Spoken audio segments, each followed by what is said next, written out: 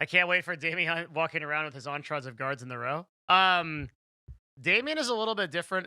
So since he's the only like really high level C, I think there maybe is like one other, but in terms of what Damien does in this campaign, there's um there's nobody that's playing a character like him. So that actually kind of um actually, believe it or not, is like way more limiting. I originally wasn't gonna play him in a way that I wasn't gonna play him full time because when you are like a president of a corporation in this world, you are so restricted in what you can do because like there's so out of the 4 maps, like the one we just saw in VR chat, I actually won't be able to go to this map in character. There's no way. Because this map is full of like ruffians and like people who are um I don't know, just like bad dudes. And like in the sense that like running a corporate president coming here would like get mobbed by like hundreds and hundreds of like mercenaries and like dudes that would want his head and shit like that. He could never come here. It'd be unrealistic, right? And the other problem that like a character like Damien has is like his reputation because he's so well known. I mean, imagine like it's Jeff Bezos times like 300, right? Like he's a household name. Everyone would know who he is. That if he fucks up his reputation, it can actually mean the end of the character. The character I actually have to retire the character. So for this character, character death isn't even the biggest problem. Character death is pretty unlikely because I'm not going to say anything about like you can read the wiki. Suffice to say, the CEO of a corporation that specializes in magic might have a couple tricks up his sleeve for sure. But character death isn't even the problem. Like maybe Damien can take the fight, but the problem is that let's say Damien kills a bunch of people in like some random city somewhere. That's the end of the character, right? Because I mean, like that would be a whole PR incident. There would be police involved. He'd have to step down as CEO. That means retiring the character. So there's like a whole aspect of this character that I have to play that is very based on reputation, and this is like a huge part of the character and a reason why he's so limiting. But I've always been that kind of person that likes to play like leader-based PCs and RP games.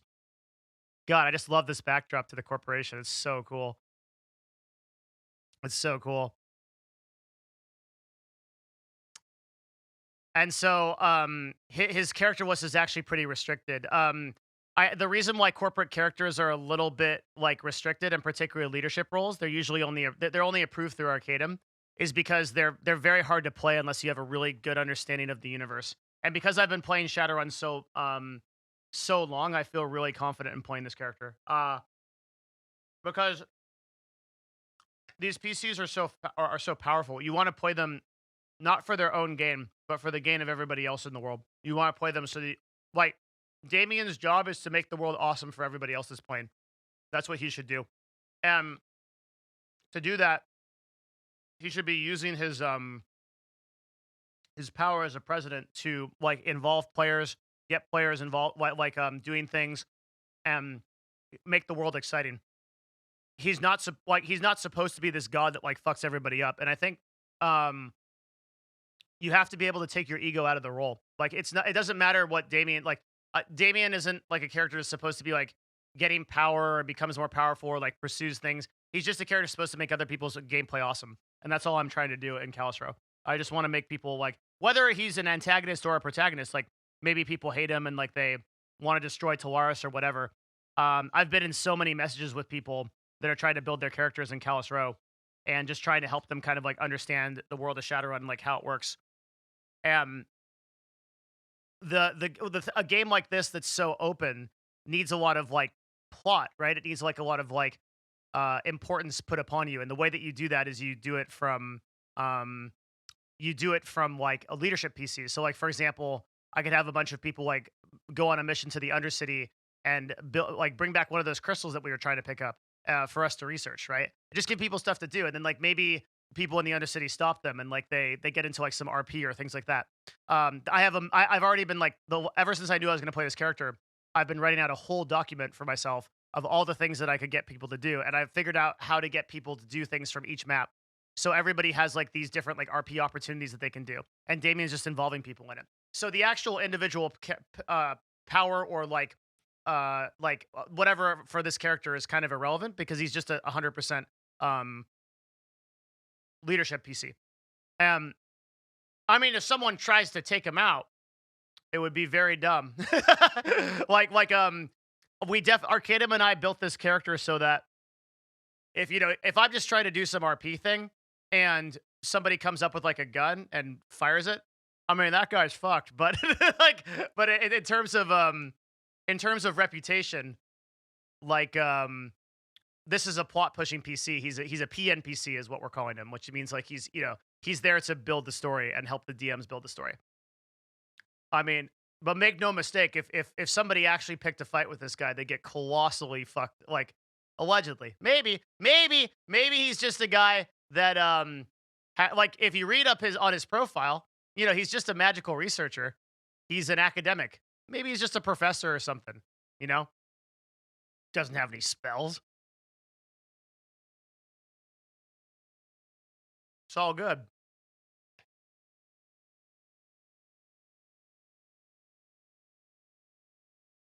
He's just a nice guy. See? Question marks.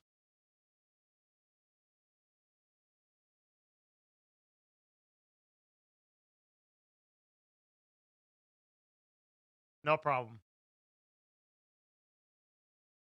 This starts up in like 2 weeks from now. We're gonna start the first one of this.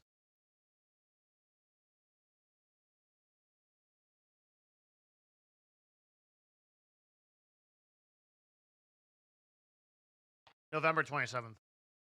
I love all the redacted information. Yeah, so he has a character sheet that is actually who he is. But this is written just if you were like a public person. Um so I put in some cool stuff like this, like at a public speaking event in Callis Row, witnesses claim that a mug thrown at Damien shattered in midair before reaching him. Officials were unable to collaborate this story. If you read into the descriptions of him, I'm probably going to write this out more before Callis Row launches. Do a little bit more on this. Um, if you read into this, did you get a TwitchCon bus at your house? No, Twitch didn't send me shit, dude. They're probably mad that I keep saying that Emmett Shear should step down every day. Did you come up with a quote at the top of the page? Yeah, I wrote this whole thing. Mm-hmm.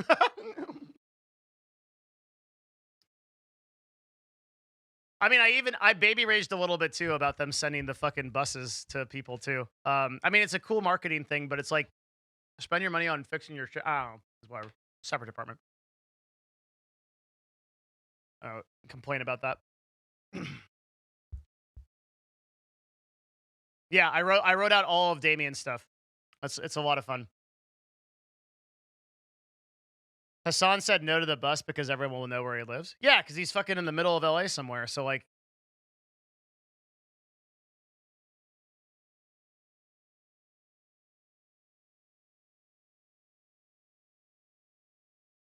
I also wrote a bunch of documents. Here, I'll try to find them. So I've written like a bunch of like stuff for the setting, like the introduction to corporate roleplay, which kind of gives an idea of like how powerful corporations are. And then I wrote one on Damien himself. I think if I can find it.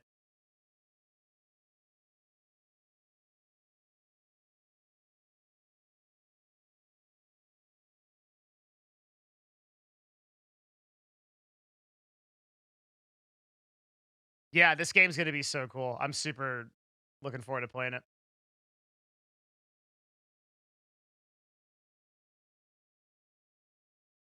And it was awesome for Sketchy to make us a custom character too. It was really neat.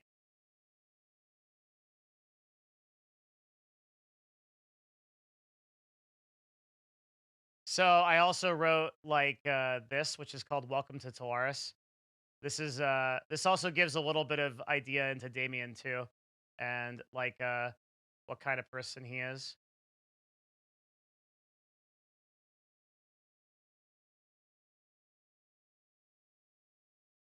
I get really into RP, which I get really, really into it.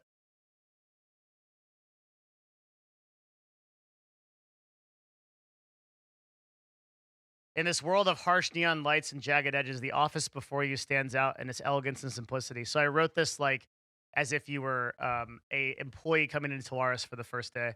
Strangely devoid of technology, this large space overlooks Callus Row, encapsulating corporate arrogance by taking up a significant part of the highest floor of this looming building.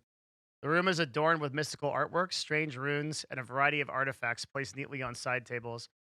The furniture is precisely, almost too perfect in its deliberate nature. A small chair sits before a magnanimous oak desk in the center of the room. The rare wood, because wood would be rare in Shadowrun, right? Like, this would be like very strange. And also, everything is placed directly because feng shui is a real thing, right? It's because magic is returned to the world. So feng shui is an actual thing. It actually affects the world. A small chair before a magnanimous oak desk in the center of the room. The rare wood office just has no computer on it of any kind. Only a small, which would be also be rare, right? Because this is the year 2090 something.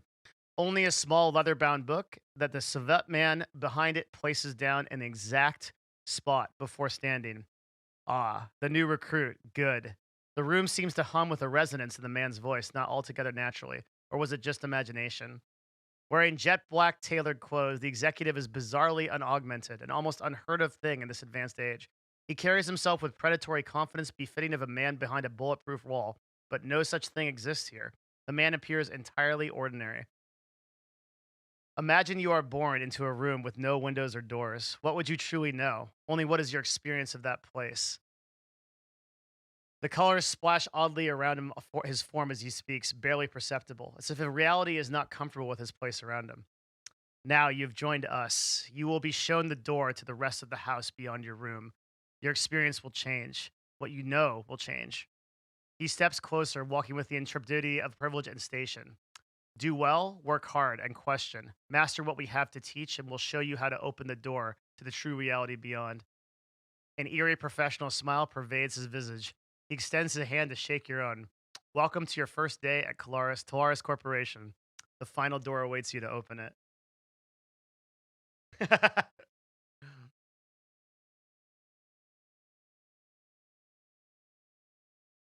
Yeah, I wrote this. Yeah, dude, out of everything I do, I think writing is one of my favorite things to do. But I always do it privately. I almost never write like publicly. I always get so excited when I do it. I think this is like a really cool way to look into a character like Damien, particularly this paragraph. Like you see a person who in the year 2090, if you guys played like Deus Ex Human Revolution, right? Being unaugmented in this world, not having like cyber arms or subdermal armor plates that are bulletproof or shit like that, it's really weird. If you're worth trillions of dollars, like you would have that shit, right? So it's super, super weird that he just has no augmentations. He has absolutely nothing going for him. He has no technological improvements whatsoever. Why would an executive do that? Right? Why would an executive not have any technological like just but yet he's so confident, right? Like he's just a person that it seems like um, he's a character that is com- completely ordinary. And if you look at the Shadowrun lore, you find out that people, so technology and magic are diametrically opposed. And the more technology that you augment into yourself, the less magical resonance you have. So that could have something to do with his character. No, he really it's not that he has invisible augmentations. He really is unaugmented. He really has nothing going for him. No healing, no subdermal armor plating, no ocular implants, no smart links, no chips, no nothing. You'd have to figure out why. Like what kind of person would have that shit?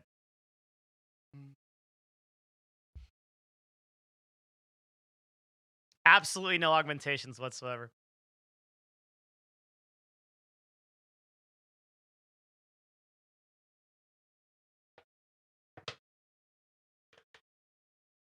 I'll tell you what kind of person that would have. A very nice individual who really loves everyone and wants to bring magic to the whole world. A lawful good character that cares about the people of the row and wants to save the world with magic.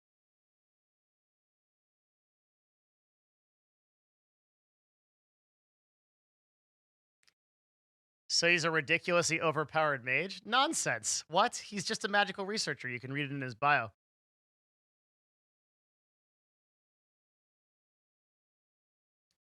It says it here. As president of the world's leading corporation for magical pursuits, Damien is rumored to be a magic user himself. It's unclear if he simply dabbles the occasional incantation or has some actual knowledge of spellcasting. Sometimes creates small cantrips for demonstrations of magical theory. His actual spellcasting ability, if any, is unknown. I mean, he's probably learned a couple of things from his books, right?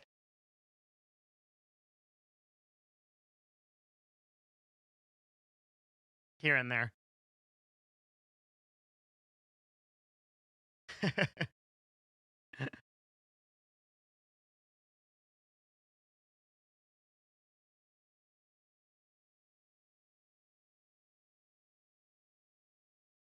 Season 2 is going to be fun. So imagine 160 players on these maps. Everybody has like their own motivations and their own like. I just was like so cool when Arcadem invited me to this. It's also awesome that I get to play a special role in it too. It's huge. It's very cool.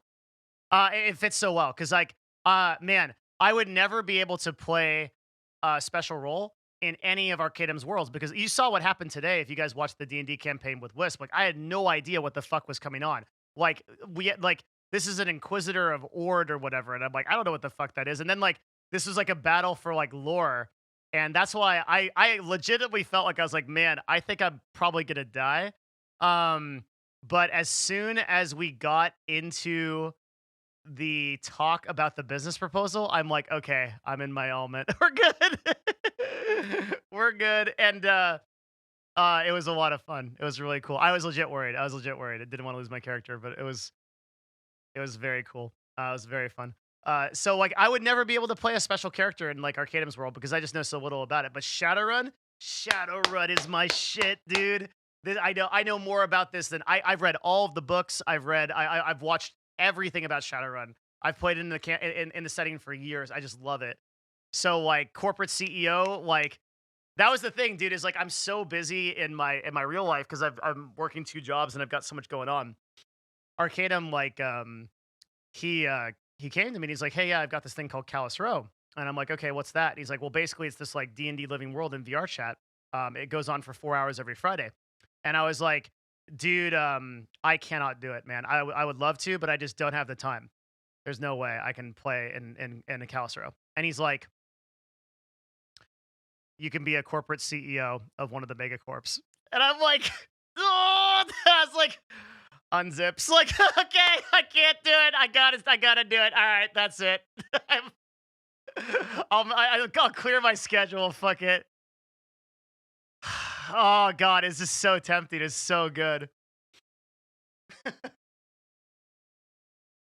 Yeah, I played all of the Steam games, 100% of all the Steam games. I'm obsessed with Shadowrun. It's amazing.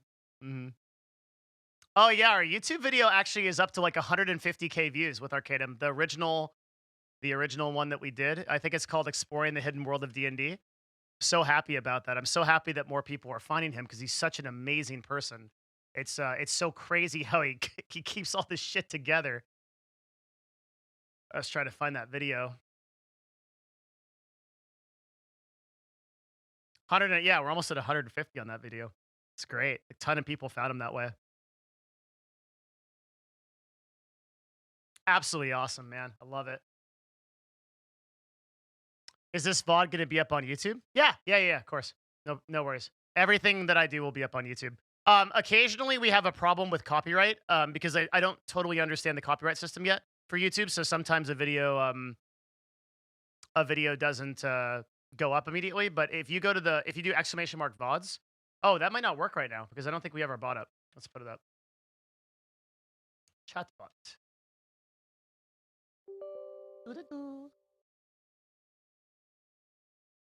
Yeah, it won't work right now, guys. I'm just gonna give me a minute and we'll toss it back up.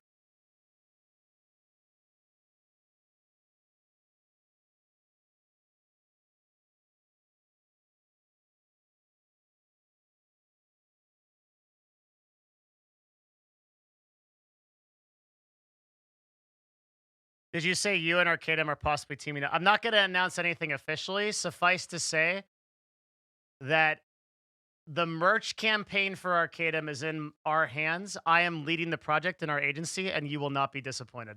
That's what I'm saying about it. Okay, the VODs, try exclamation mark VODs now. It should work fine. Let's back up. You broke your no. It's acceptable. Listen, we were behind queue for Pokimane thumbnails. The rule is I can only use it every 1 in 5, but if you count, there was 10 videos before the last ones. We were behind on Pokimane thumbnails, so it's actually fine. It's actually fine. Okay, it's 1, 2 Pokimane thumbnails, then none, that's 5, none, that's 10. So I got 2. Now I got to do 5 videos with no Pokimane thumbnail. It's going to be tough. That's going to be tough. But once I do once I do the other ones, we're good. All right, we're gonna bounce out of here and switch categories. Let's go.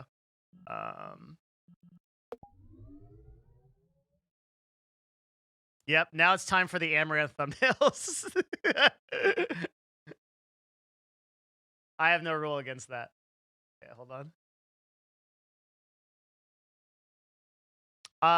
Yeah, I hope you guys had fun. This is so fun.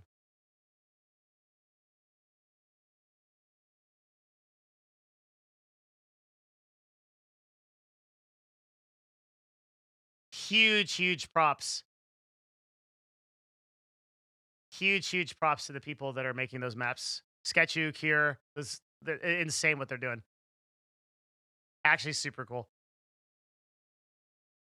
Do you remember Anarchy Online? Dude, I played the shit out of Anarchy Online. Of course I remember it. Loved it.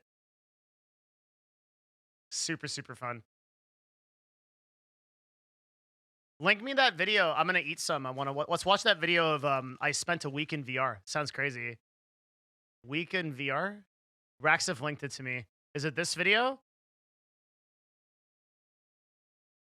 I really love the D&D episode today. Thank you. I felt really good about it because this felt like the first episode that we got to do that was like okay, I'll like preface this because there's a lot of people in here that have seen like the like our what if you don't know what we're talking about the game that I'm in with Arcadum called the Terran Veil. I play it with Moon Soda, Surefour, Awful Gator, and like these guys are so good. They're such good RPers and they're so good at what they do and they're such good improv artists that like it's really hard for me to stand out in that campaign.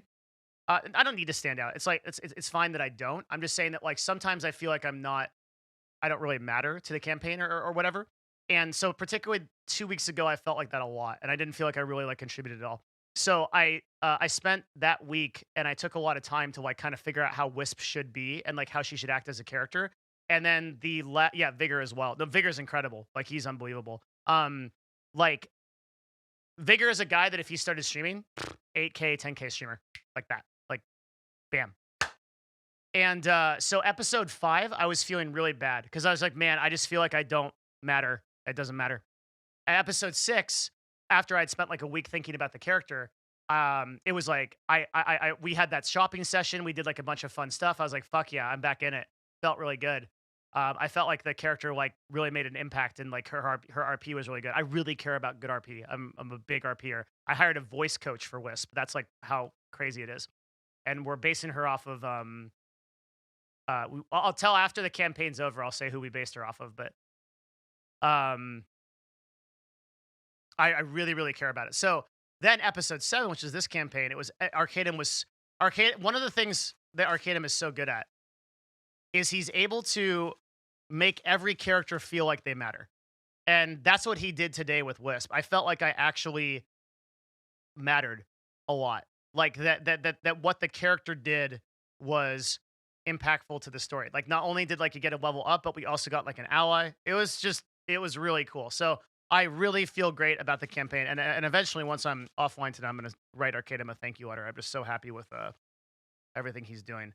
I've often joked, kind of halfway unironically, that the only reason I care about viewership on my stream is I just want to have enough viewers to stay relevant to stay in his games. That's all I want to do.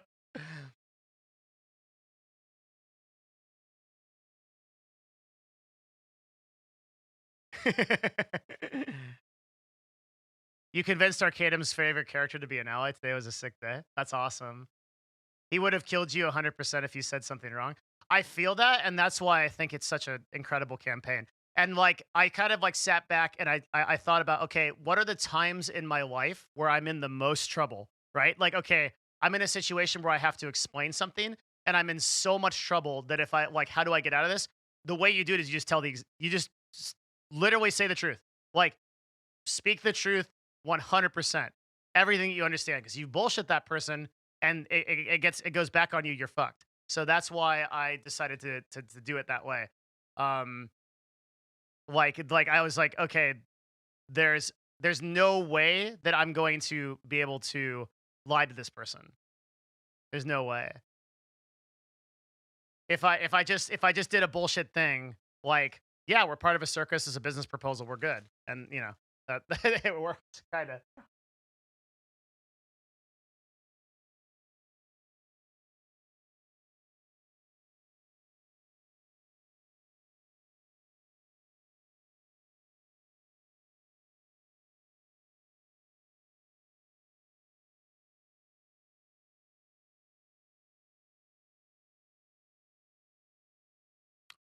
Oh, it was? It was one of Arcadum's actual characters?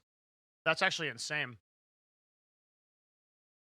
He also rolled 100 with a 50% chance of failure. Yep. That's actually true. He did. Holy shit.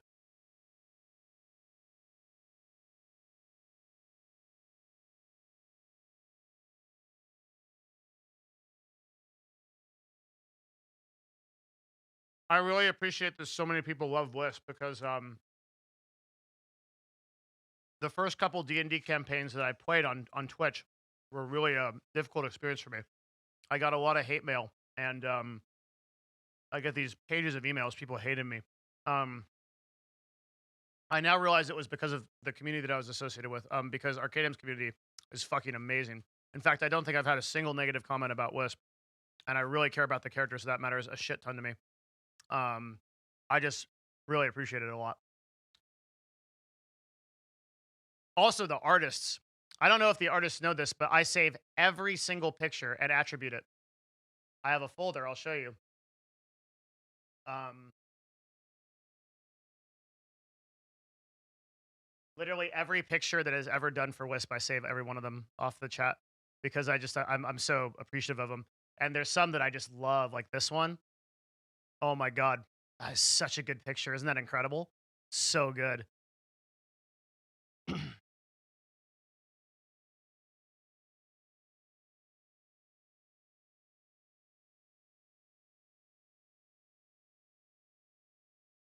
That's actually a character element of Wisp I haven't revealed yet, but some people know OOC. And then of course there's the one in our background, which is unreal. That's by Carlito. Exclamation mark background. What other ones do I really like? Of course, John Silva's. That's the official character art. It was Silva that brought her to life. Best money I've ever spent, dude. Insane.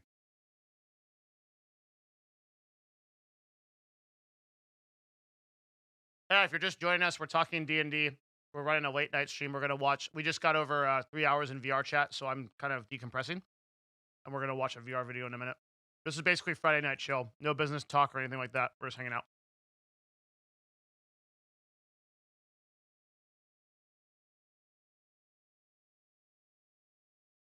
This is Shadowrun Wisp, like Wisp and Shadowrun.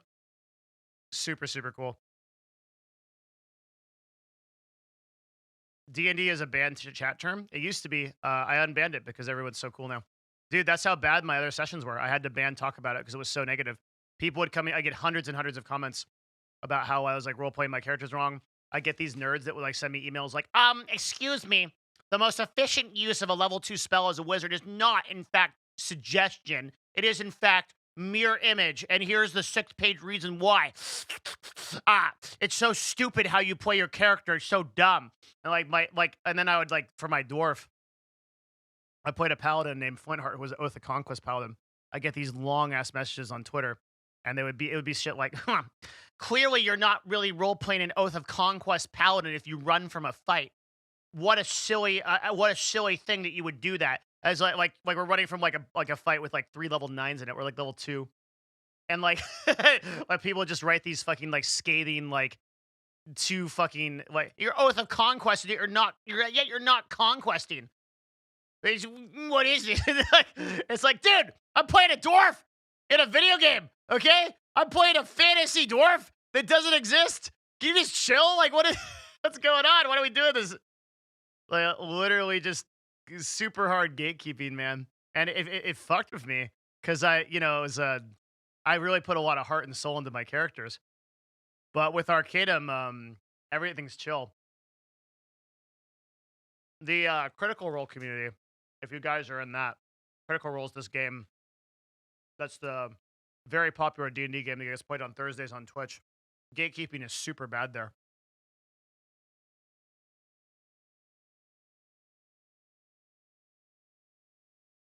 Super, super bad.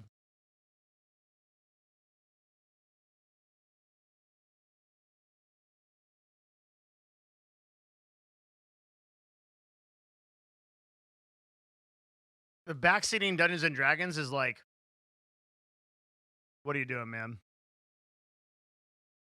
Because I don't know. People can tell me if they think this is right or wrong, but IMO, dude, Dungeons and Dragons is about not gatekeeping. It's about the fact that whatever you are in your real life, you can be anything you want to be in your D&D one. And there's a certain beauty to that. You don't have to like ascribe yourself to some fucking thing or someone else's like thing to what you are, you know? You're what you want to be. And that's what's beautiful about it. So yeah, you want to play a fucking pixie vampire otherkin, like fucking go for it. That's what it's about. Let's go. Don't have to be a fucking chode. Awesome picture also.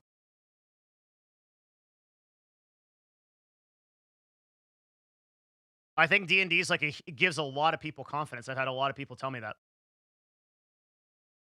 I'm just honored to be there.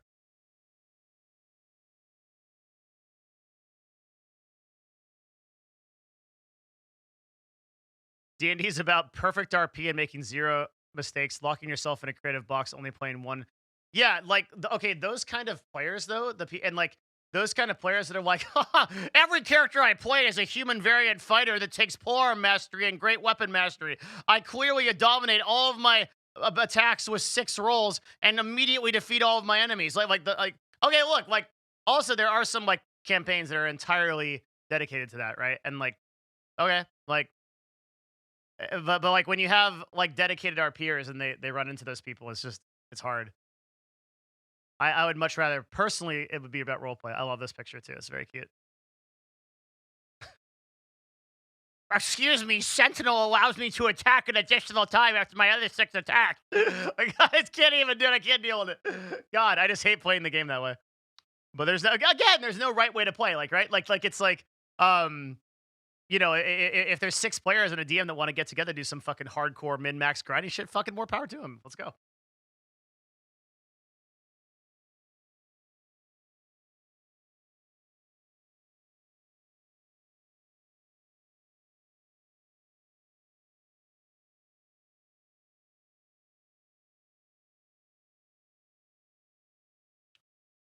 The Tarian Veil is like, in my opinion, the best group. I mean, of course I'd say that, but come on. We have such good personalities in it.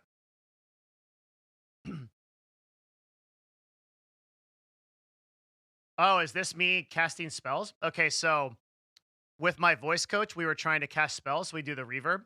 So every spell that Wisp has is based off Elvish. So is this me try to cast spells? I don't know what this sounds like.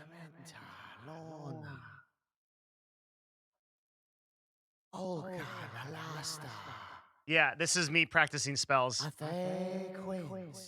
Every spell has like an Elvish. So for example, like I'll show you guys Bane. So Bane is curse to thee is the Elvis translation. I'm such a fucking nerd. I love it. Oh my god. I'm unapologetically nerding out. I don't give a fuck. And so it does your voice coach know about D&D? Yeah, she watches the show. So I actually I hired a voice coach who typically helps men when they're transitioning to becoming women. And so she works with male voices and helps them become female. And I was like, I know this is something that you probably haven't done, but I want to play a female character in a D&D campaign, and I've got an audience that's going to watch me do it. I think it'd be really cool. And so she normally helps transitioning people, and she has been working with me. So like one of the things I have to do is like, if you want to get your voice the way I can't speak as Wisp before a show. I got to take like 30 minutes. And and what you do is you because my voice is naturally pretty deep, so you go like and then and as you breathe out, you close your vocal cords, ha ha, right, higher pitch, so you can start to get into a higher pitch, and then I use like phrasing, so ha ha, right, ha. It's embarrassing to do it. She shall cast a spell. No harm in it, is there? It would depend on the situation, right? We shall do no such thing. This is like raising the pitch of the voice so that it starts higher, right? And then if you add like an effect, then it gets very fucking cool because you can add like an effect to the spell. You go so like Mila menta ile. that was with too high pitch though, right? So we'd lower the pitch here. Mm-hmm. Mila menta ile. There we go. Yeah. So that's like casting a spell creates like a reverb and like is like a really spooky thing. On top of like because originally I was gonna use a voice changer.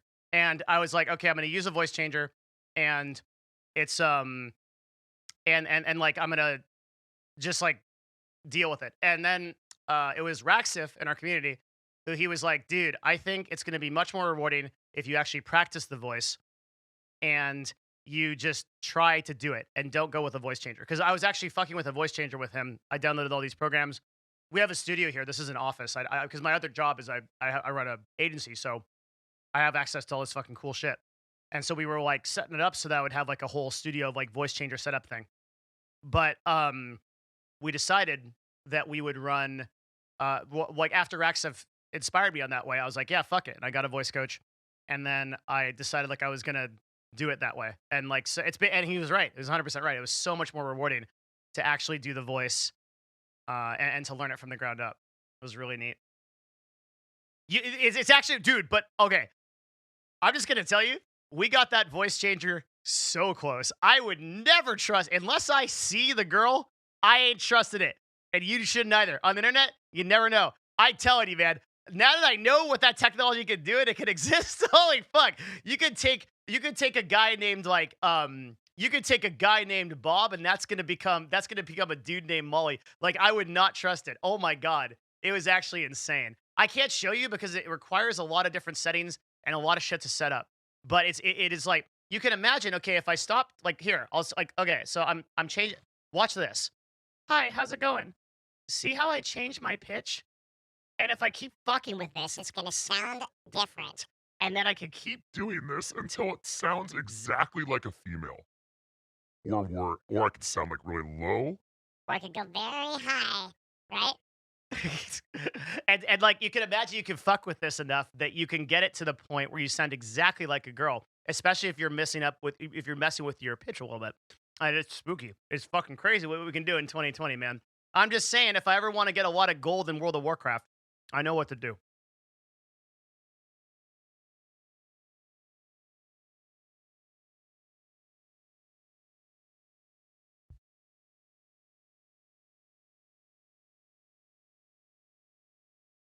I know what to do.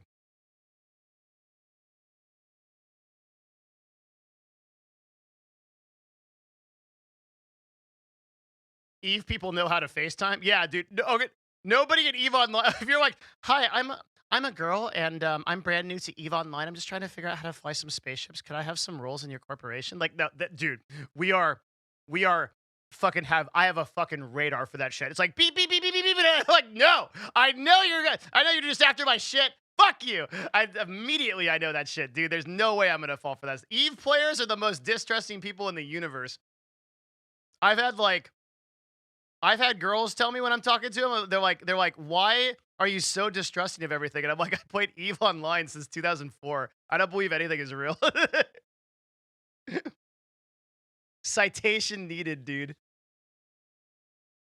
Are you streaming in your house? The lighting looks different. Oh, it's because I haven't switched on my studio lights. Here. There you go. I wasn't even thinking of it. In Japan, there's a voice changer that can fully copy voices with 3 words. And so dangerous that it's not allowed that most people don't even know now. Yeah, that sounds like some CIA shit. Eve fucked with me, dude. I don't trust anything anymore. Everyone's a gold digger. AI Angel uses a voice. I've heard of her. Yeah.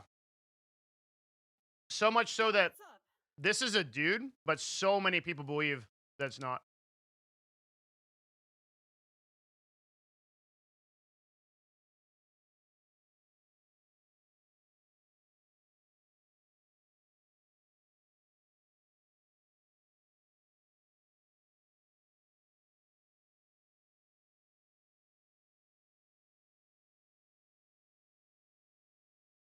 How crazy is that?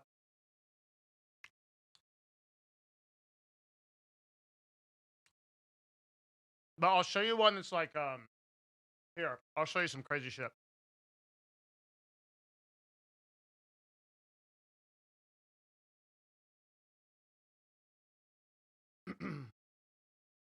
Here. So this is another voice coach um who referred me to my current voice coach. And I'll show you how, like, I'll do like how she sounded before she transitioned to after, and it's unreal. So this is her current voice. This is her voice right now.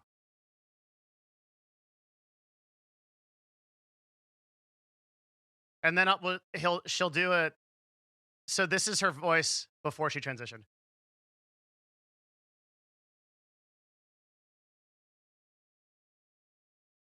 It's unreal how different it is.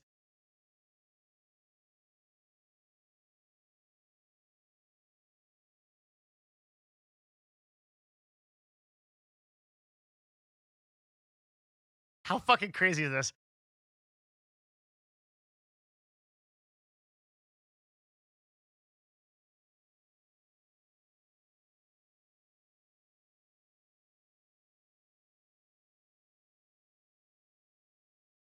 So this is the video that inspired me after Rackstuff told me that to actually change my voice for Wisp, because I was like, holy shit, a guy can actually get there. No matter how crazy you sound, like you can actually manipulate your vocal cords so that you can actually get to this point.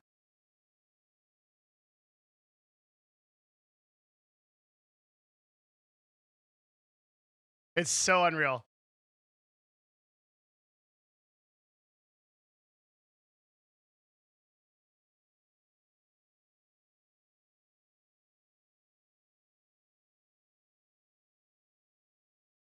How insane is that?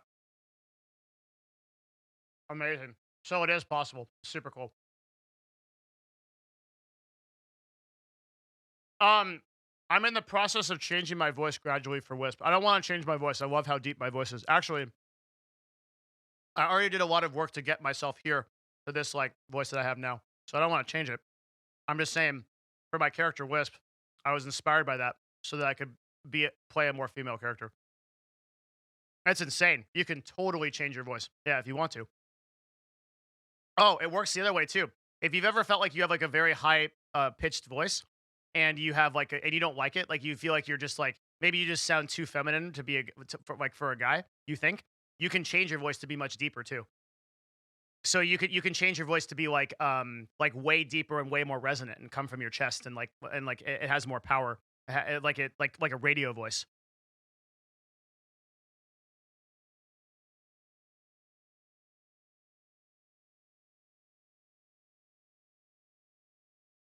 Like Train's voice, yeah, if you want that.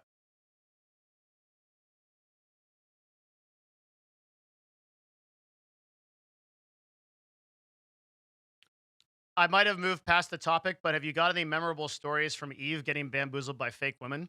No, but I'll tell you a story from EverQuest 1, which is one of my best stories on the topic. Way back in the day, friend of mine, very good friend of mine in high school, his name was Chris. He met a girl named Valerie. It was a dark elf in EverQuest 1. And they in EverQuest 1, you could you could meet a person and you could actually get married via GM. Some very old players via World of Warcraft uh, would know this. Like that I think this happened in the very beginning of World of Warcraft, like WoW original, and to some extent Burning Crusade. You could like petition a GM, and they would come down, they would marry you, and they would like spawn items and stuff, like not powerful items, but just like it'd be like this whole thing. And like everything that World of Warcraft did, this was copied from EverQuest.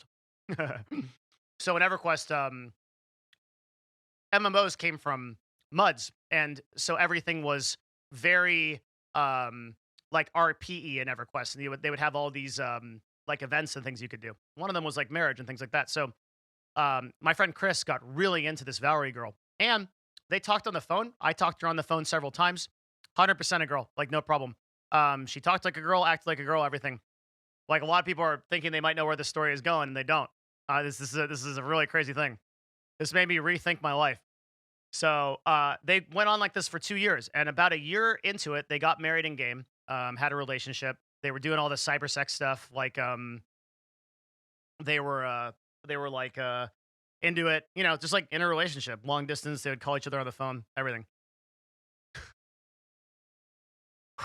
2 years in, Chris calls me on a landline. This is how old this was. This is like 2000 something, 2000, 2001, something like that. Chris calls me on a landline. He's like, dude, I gotta come over. He comes over. He's fucked. He's just fucked up. And we found out that Valerie was two brothers, not one guy, but two brothers, and a friend that was a girl that had role played the entire thing for 2 years. And they would tell each other what was going on. And long story short, we eventually actually got a hold of the family, and we heard that the dad threw out the PC. That like he was so disappointed in them, he like threw out the PC of the kids, but it was two 16-year-old brothers. It's like a 16-year-old and like a 17-year-old. And they were role playing this dark elf chick, and every time that anything required voice, because this is way back before VoIP, so you didn't have it every day. Like a phone call was pretty rare. They would get this friend together, and and they would have her get on the phone. She did this. She was into it. She did like the sex stuff. She did everything. They did like phone sex stuff like that. He was completely bought in, and so was I. Totally believed it. Like I was like, there was not a fiber of my being that did not believe that this was the case. And I got omega catfished. Like lucky it wasn't my relationship, because I would have quit the fucking internet, which my friend did. He quit EverQuest after that. I actually inherited his character. This is and played it for a long time. He could never come back. As far as I know, I talked to him years later. He still wasn't back. He became a car mechanic. He just lost his faith in the internet. He completely, and maybe humanity. Like, what do you do? It was just so bad. It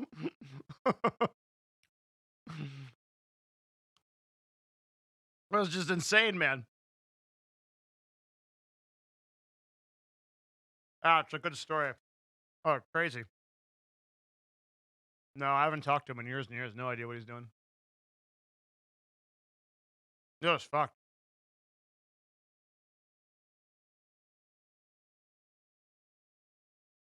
You guys are really young, most of you, so you don't like. You got to realize what we had in 1999 was not much.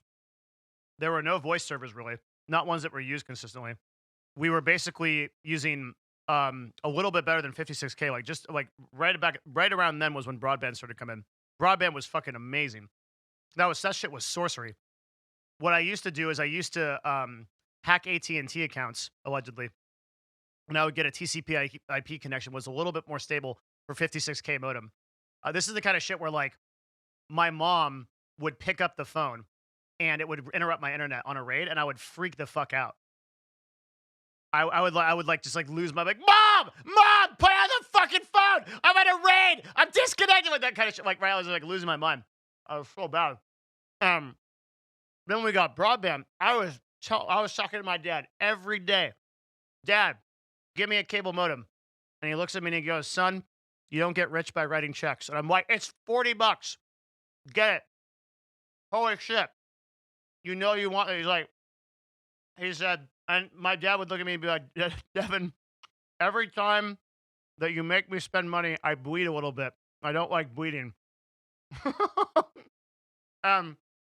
Finally, for Christmas or some shit, he bought us a fucking modem, finally. And I was so happy. I was like the raid god. Everyone else is on 56K.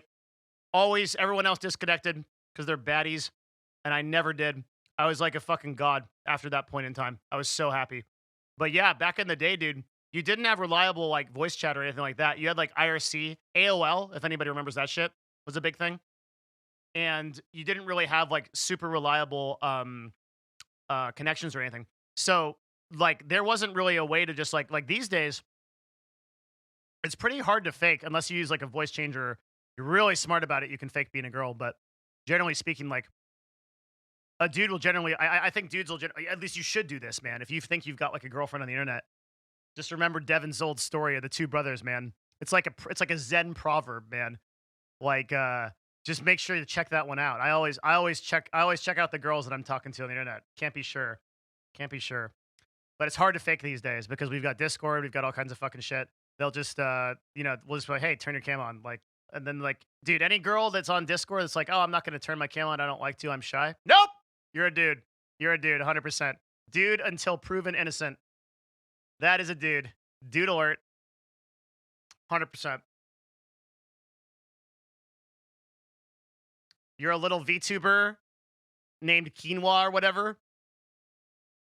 And like a little dragon girl with huge tits. That's a 45-year-old dude with a stripper pole in his room.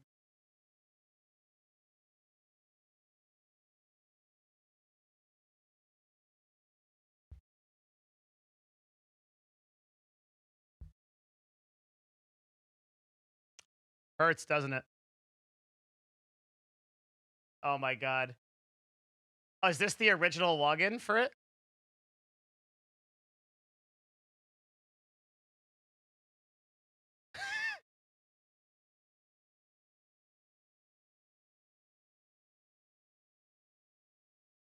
Why did it make this sound? I don't even know.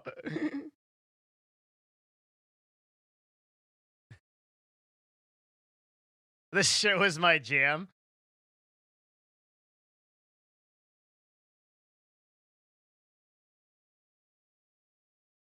I love it. I used to roleplay in AOL chats. I would go in and I would like play Dragon Ball Z characters. And then other people would have these like stupid, dumb, normal, like stupid characters, like fantasy characters in their stupid like characters they built. Be some like warrior or something. Be like, I'm going to hit you with a sword. I'd be like, you can't hit me with a sword. I'm fucking Goku, bitch. I block your sword with my finger. You don't have a shot. Just power RP on them. They'd hate it. They get so mad. They try to call like the AOL admins.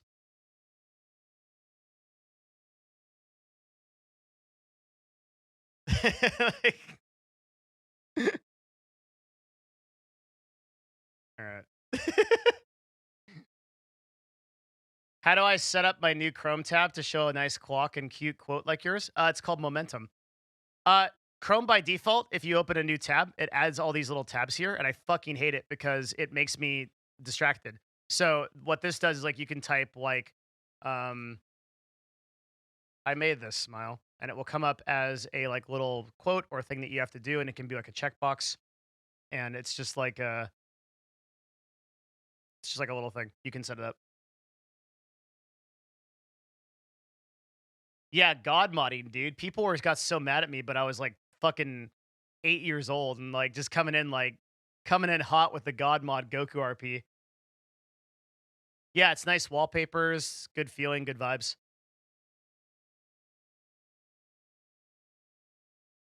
AOL chat room. You know, the other thing that I did in AOL chat rooms was Gundam roleplay. I would roleplay Gundams. Remember when we didn't have Google? I do. Yeah, I remember when we didn't have Google. We had we used Alta Vista, and that was amazing. I would use Alta Vista to search for like World of Warcraft hints and shit like that. Or Alakazam. Alakazam, I'd use that to search for stuff. Actually, I actually believe that that is a huge reason why, at least I can't speak for all things, but definitely RPGs of any kind have gone way down in terms of their what's the word, mystery, like the way that they are. Playing an RPG these days, it's like imagine playing New World. It sucks so bad. Asmongold just poop socks the whole thing, does all the content in early access before you, a non-influencer, even have access to the game. He poop socks the whole fucking thing. He knows everything. He knows every boss. He does all the content. He's got a million people that did it. You literally log into the game. There's already a level 50. You like. There's literally nothing to do. It sucks so bad. And like in the old MMOs, you had no idea what did anything. You would never really like understand. Like there were a lot of mysteries in the game that no one knew, or only like very few people knew that you would have to go seek out and ask. And I think that's like something that is really missing. I've decided I hate this. I recently decided I hate this. I hate early access for influencers. I think it sucks. I think it especially sucks for shit like Cyberpunk. Holy fuck. Why do we have early access for influencers for Cyberpunk? It's so fucking dumb. We literally have the whole story before we get to play it. I actually have to cancel myself from the internet for like 5 days before Cyberpunk comes out because I'm going to watch someone play that shit and I'm going to get butt frustrated when I figure out what happens. I really don't like early access for influencers. And keeping in mind, that's a person who I can get early access for every game if I want it, right? So that is coming from a person that has that access. Like it's very annoying that like RPGs just get utterly ruined by that shit. Because everything, dude. I remember buying the walkthrough for Majora's Mask, bruh. On Nintendo, you had to call like a guy. There was a phone number you could call to get hints for games, and you would have to pay for it. And I made my dad spend like $10 to talk to some grandma in order to tell me how to like get past a level in some game. He was so mad. I did. Because the only way that it wasn't a 900 number, that's a different number. It was the only way to get like a hint in a game. And you get some like fucking grandma that's getting paid like fucking $10 an hour. I'm the only one in the chat that remembers this because I'm actually that old. But like, she'd be like, "Hello, what do you need?" And I'd be like, "I need help in The Legend of Zelda 1. How do I get past the rock monster?" And she'd be like, "Oh, well, let's see here. The rock monster, page 97. Use the arrow." And I'm like, "Oh, fuck. Okay." Good. Like, I feel like actually do it. It's so good. And if you were, dude, if you were really high class, if you were like, I mean, like cream of the crop, nobility, you could buy a fucking strategy guide. Okay. But you would have to have parents that actually loved you to buy a strategy guide. That shit was like $40 for one game, in addition to whatever they paid for the game, in addition to the console. And if you bought a strategy guide, you were God. You were a total god. But that was very few parents actually love their children that enough to actually buy them a strategy guide. Very few. They were always god tier. The strategy guides were amazing. There were a couple of companies that made them like from the ground up, and they were like super, super good.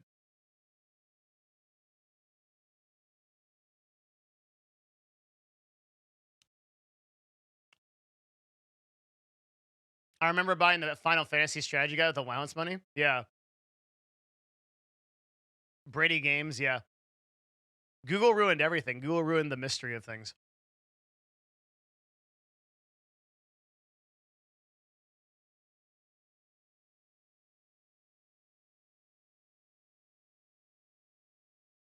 Can I watch this as a VOD later? Yeah, sure. Just exclamation mark VOD. It'll be there. It's usually up about 2 or 3 hours after the stream is over. It just depends on how YouTube is processing it. Sometimes it's slow, sometimes it's fast.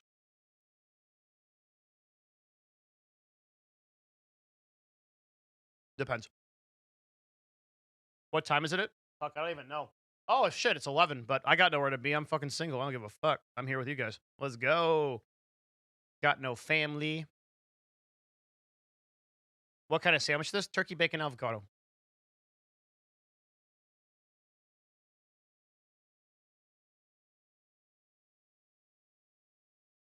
My house is a fucking mess. I need to clean the whole thing. Hire cleaners, whole 9 yards. Get everything out of that bitch. I lit some incense in there and I said a small prayer to leave the evil spirits from my house last night.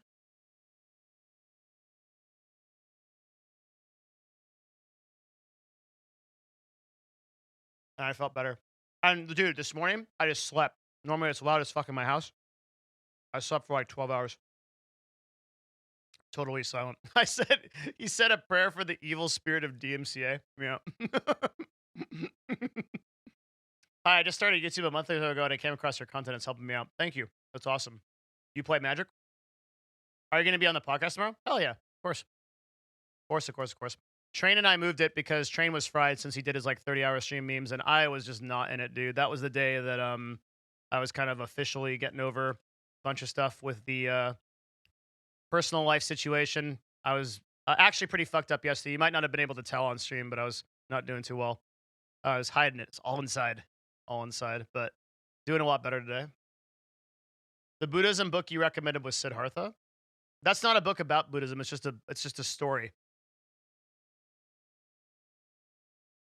It's a book I like. I don't recommend that book in particular to people. Thanks for the tier 1. It's WTVR. Yeah, life's getting better, chap.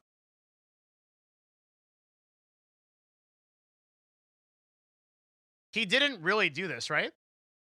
I heard this is fake.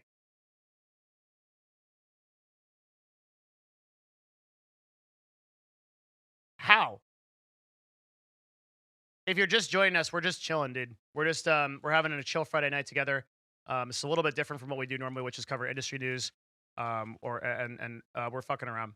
We just came off of 3 hours of VR for the first time, and now we're chilling, just having some fun. So join us. It's a little bit different. Yo, a second sub. What the fuck? Thanks. Do you read any fiction books? Sometimes I read fiction books that like The Alchemist or like Cleo Gibbons, the Prophet and shit. If they have like a meaning or like a sort of spiritual thing, but usually not. Almost always nonfiction. A third sub. Thanks, man. Cram, thank you, man. Tonight's been great. Really glad you guys joined us.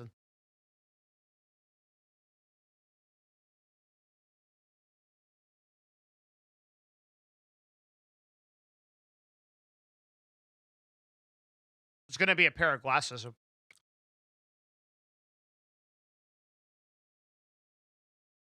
Koi gifted a tier 3 sub? Really?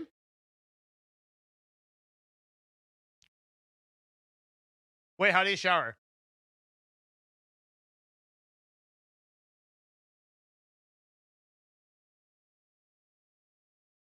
Oh, you gifted it to JDXL? Never mind then. No, thank you.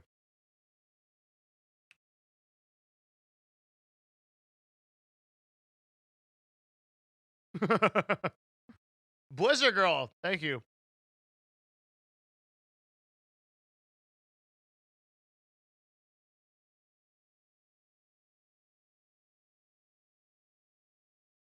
This is intense.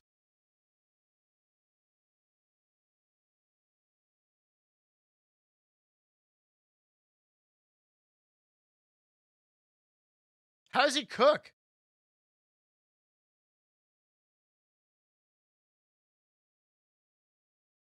Do you guys think this is real?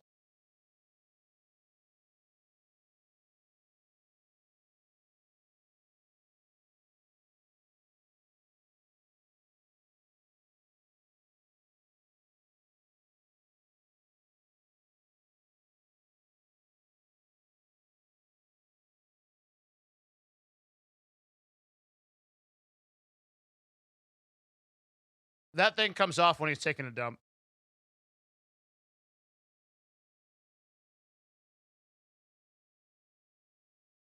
63 viewers, Omega will.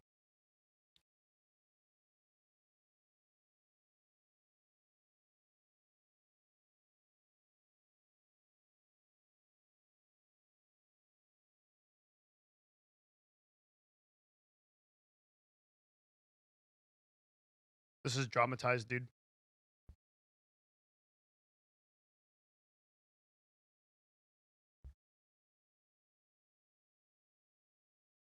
He needs some streamer tips. Whoa. That's fucking cool.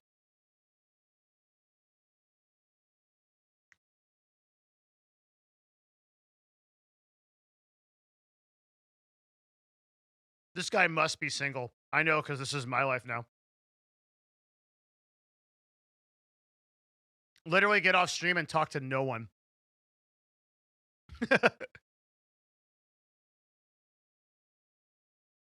Yeah, just a total fucking goblin.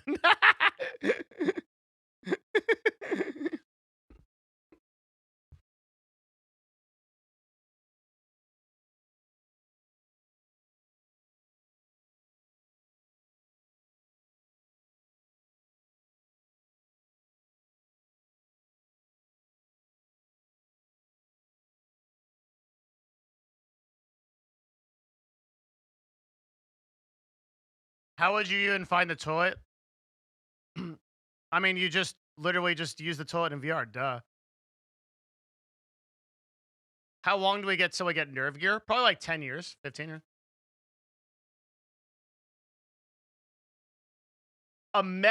That's cool. Where is this? Like, how do you get into this? Like, from me having an index, how would I join something like this? That's so cool.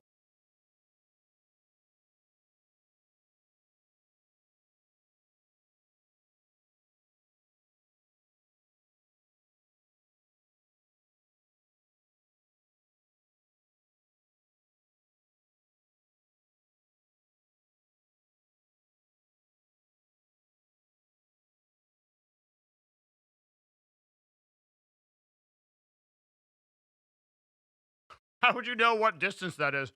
Oh, that distance. I got it. Yeah. I don't even know the distance to my house, much less the ISS. Imagine you're floating about the distance the ISS is. Oh, okay.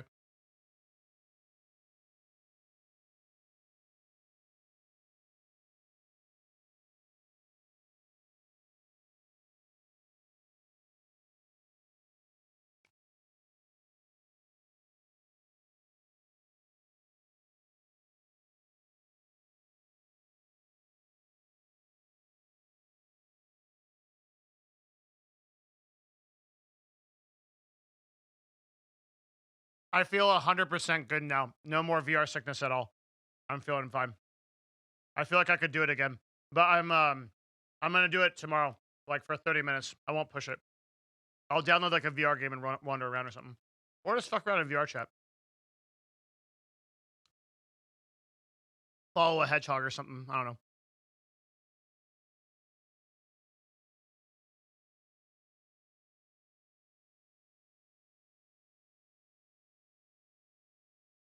Take off the hat. Oh, you can't. Can't take off that.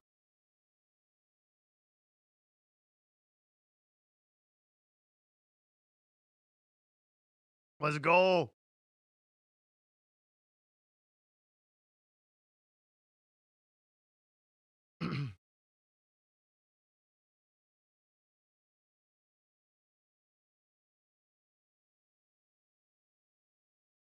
Eh.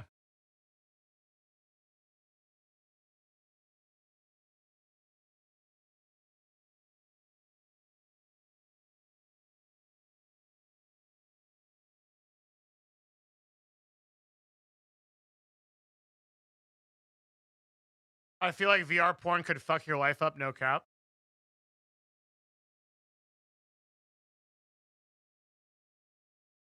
Is this bad to say? Like, if you offer me a real flesh and blood girl with all the implications of that, or like a robo chick that has like a Dino Pussy 3000 and literally serves every need you have. Like, what are you gonna choose? It's just an interesting thought experiment. I just want you to think about it for a minute. like,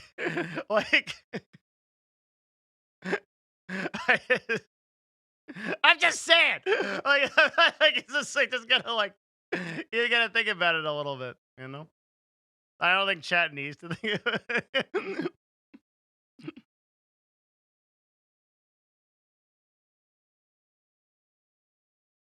I want the emotions. You can get the emotions. She'll emote for you whenever you want. The same thing with like a dude. You know, it's like you can have like a dude with all of his problems and he fucking like takes a huge shit and blows out the house like a fucking hazard zone, or like you can get a Robocock 3000 that like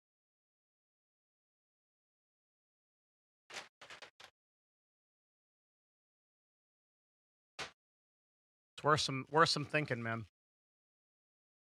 I think I'd be one of those like old fashioned people that would still want the real girl. But I think we'll come to a time maybe in my lifetime where it's a trade-off. People are saying VR porn is Whoa, that actually made me laugh, that chat comment. Holy shit. VR porn is whack as shit. Plus if you look down you see another dude's dick. That just fucked me up, dude. Because I just did VR for like 3 hours, and I was like, and I'm just like, ah! Like, that just fucked me up. That was some funny ass shit. God.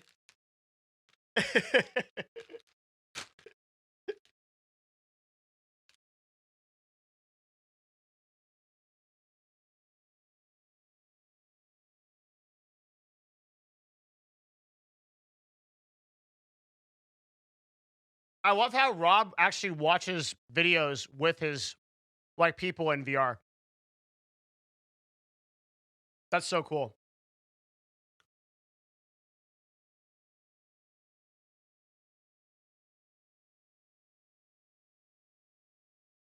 What?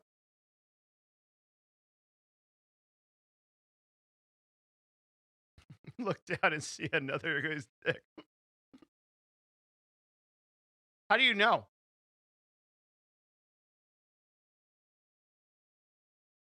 Wow, that's really cool.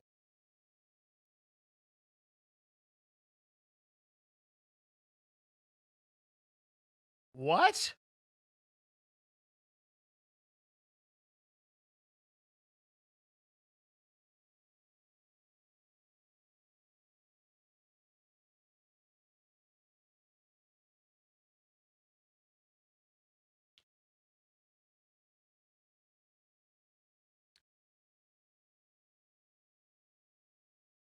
I would never play Subnautica on this shit. Not ever.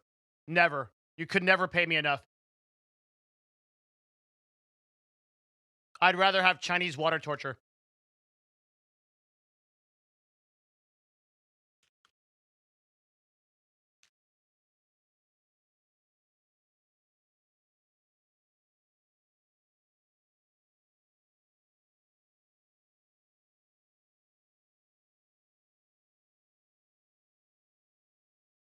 What do you mean?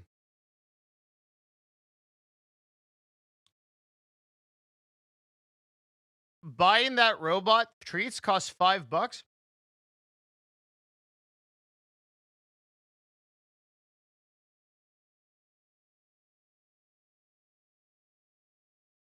Are you doing HC Gauntlet? Was this tomorrow on Path of Exile? No, sir. No. No more Path of Exile. I need to take a break for at least a couple of weeks. It's dominated my life. I'm an absolute fucking goblin on that game, bro.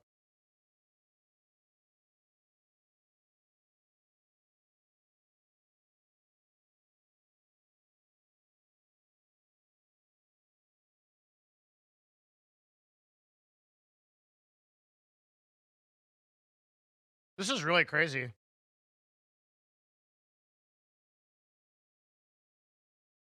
It is very dramatic. I agree. Mhm.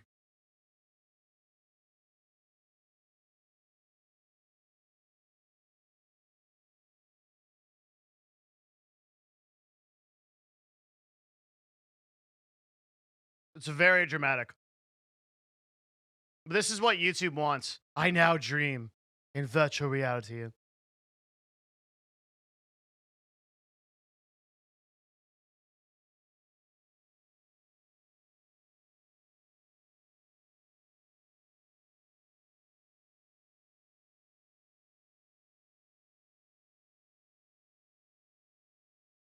This guy's an artist, dude.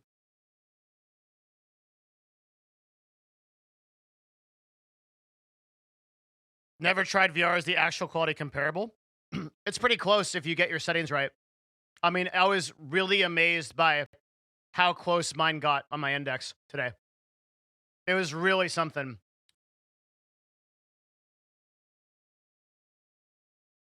It's very, very realistic, bro. Yeah. I can't speak for other headsets, but the index was amazing.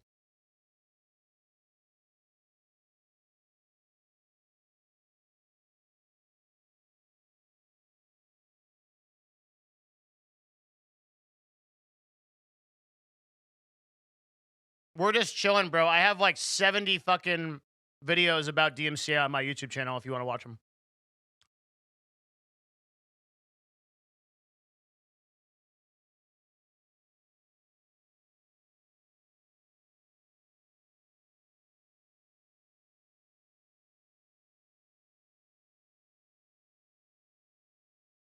That's true.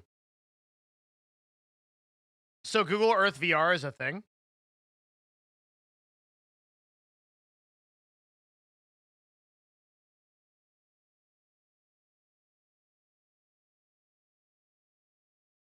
How do you get it? Can I get it on Steam?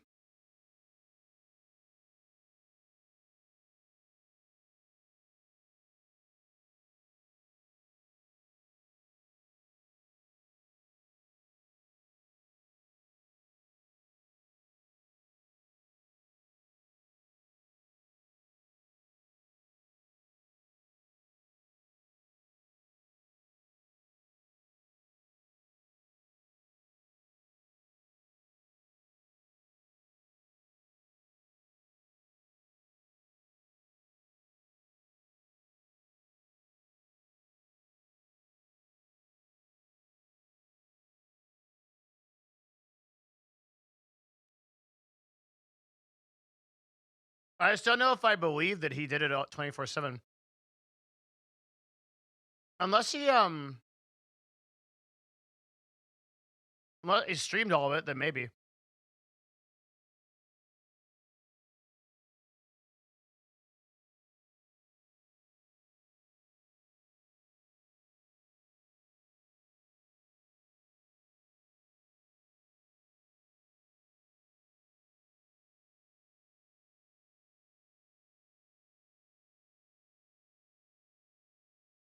I don't know how he sees his apartment. I don't know.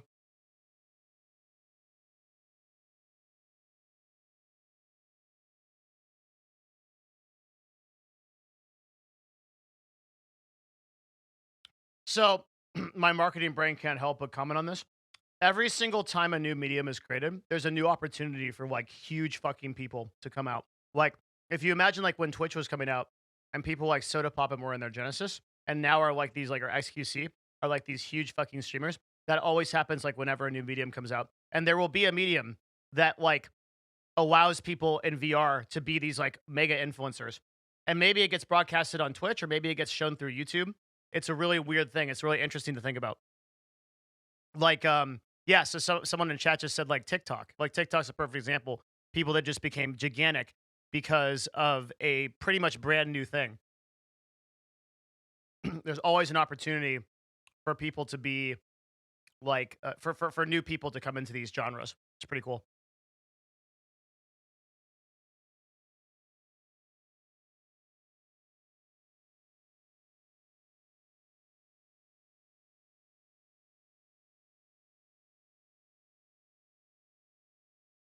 I never understood people that play this game.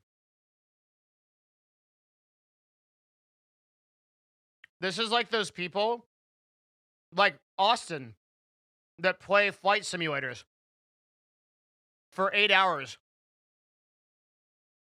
He actually needs to fuck with the He needs to fuck with the video so that we're not bored.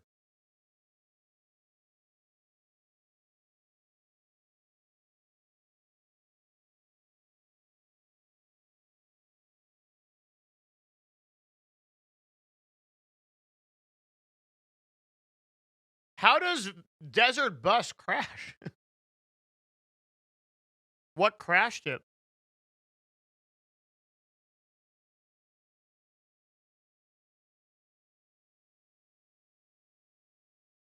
Oh my god, this is so dramatic. I like this video a lot, but this is like some fucking graduate art degree shit. Oh my god.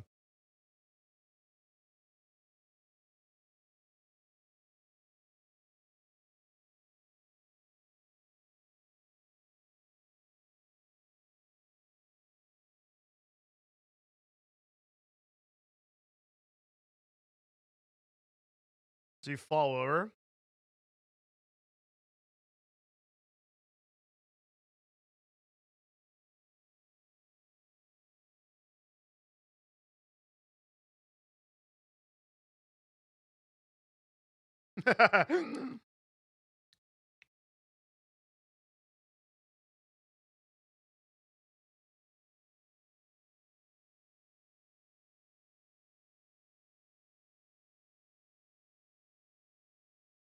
What FPS is real life?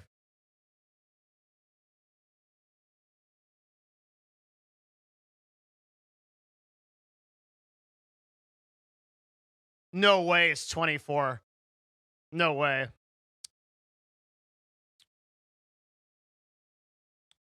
We don't know? Someone knows.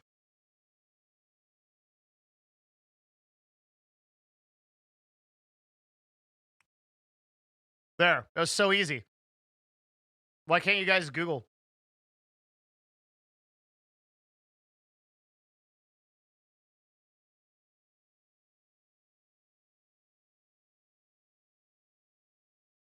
This music is so dramatic. TLDR is that somewhere around what you're seeing on film, more complicated answer below. I can't explain all the things that go on the calculation. The best I can do is type what we use to measure the stuff. There are different ways. Okay, actually, it's an incredibly. I'm the idiot. Actually, Twitch chat. It's actually a fucking insanely hard to answer question to answer. So if you look at the total transfer function of the overall eyeball cornea optic nerve brain response, system input, system output, also called the transfer function of the system, the response is measurable from 10 to 100 ms after the impulse. A flash of light is about 5 ms long, a specific small frequency band because we can't produce an instantaneous single frequency. For a stimulus that's averaged about a half of a second, so it can be picked up by a measurement system. There's a minor wave peak somewhere around 14 to 20 ms on average. If I recall correctly, a major wave peak is between 35 and 50 ms. That basically means that the filter is warming up about 14 ms and the major response takes 20 ms before the brain notices it.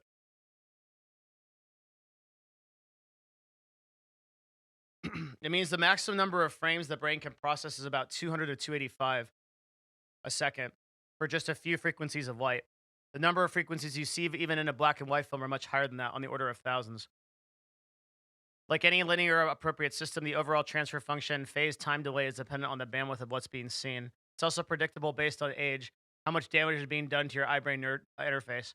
The brain has to take samples and interpolate the things that are missing. Smearing means that anything you see has to be sampled at least 2 times at the actual time of change. For good vision, that means 3 to 6 times what the change is. Meaning in arithmetic, it's 285 divided by 6 or 48 frames per second. Not surprisingly, this is very close to what your best video game display is, 60 frames per second. Funny how that happens. Holy shit.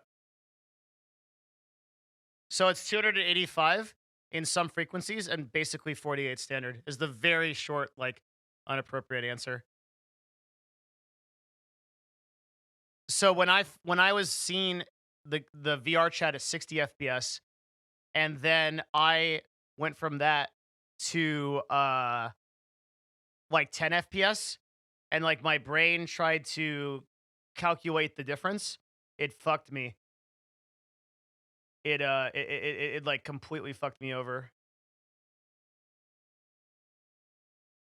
It was so hard. How can you tell the difference between the 60 FPS versus 140 FPS if you're bottlenecked at 360? I don't because well, speaking as a person who literally just learned this a minute ago, so completely discount what I have to say. I think because you can see faster relative to the different types of light frequencies. So some light frequencies are going to be lower FPS than other higher light frequencies. So you should still be able to notice the transition of frames.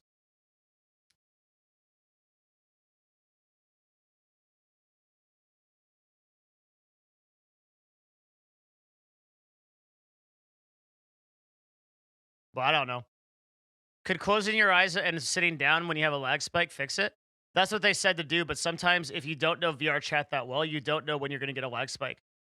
But yeah, from now on, I'm going to try to close my eyes because it's really bad. I definitely notice a 144 hertz monitor for sure.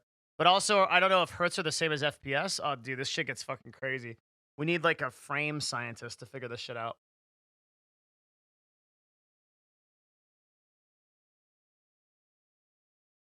For most people, it's not going to make that big of a difference. Dynamic bones turned on at the end will be giving you lag. Oh yeah, I'll have to turn that off for sure.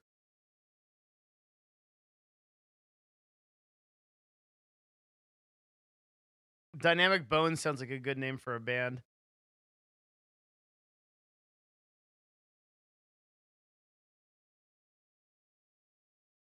Lions Text Dip did a video with Shroud about 60 versus 100. Really?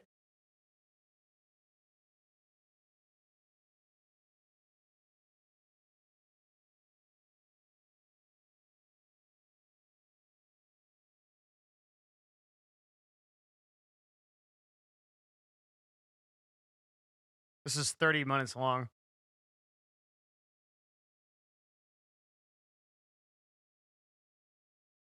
This video is 35 minutes long.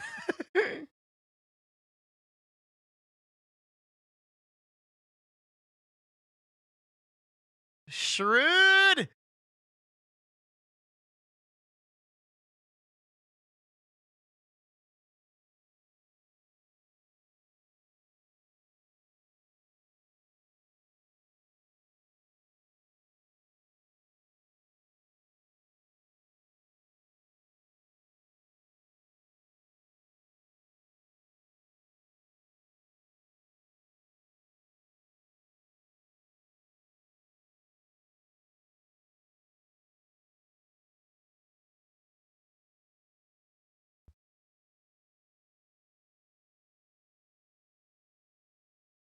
Shroud said he wants to do a reshoot of this. Why?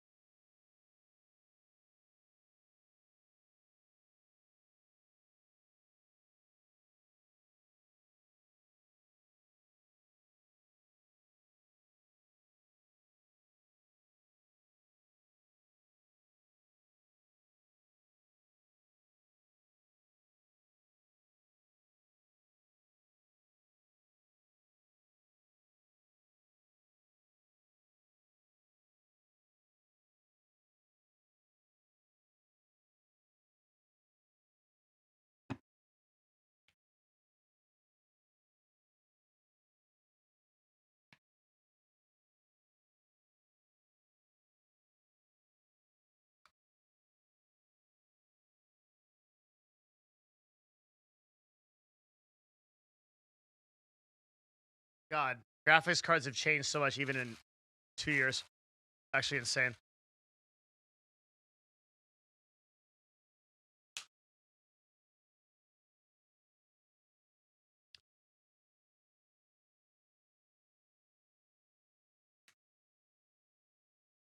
Like when you look at these graphics card versus like a 3900 or a 3090, I mean.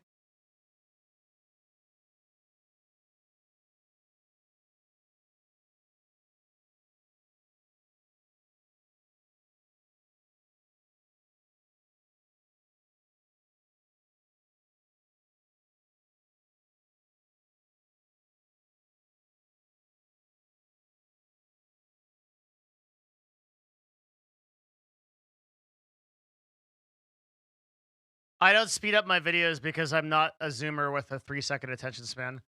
I like to listen to what they're saying.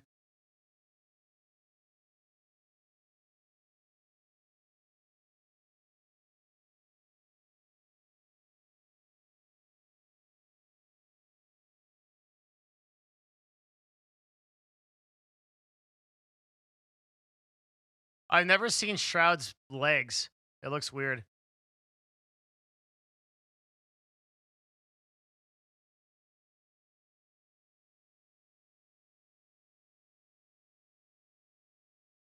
I've only just seen a torso, like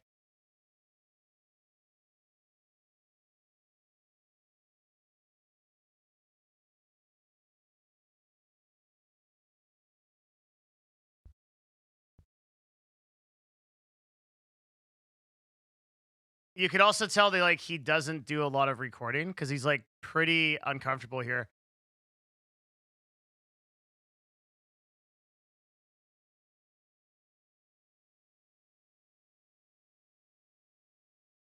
No matter how many viewers you have on Twitch, you'll still get nervous in YouTube videos if you don't do them. Like you look at the difference in the way that Linus handles himself.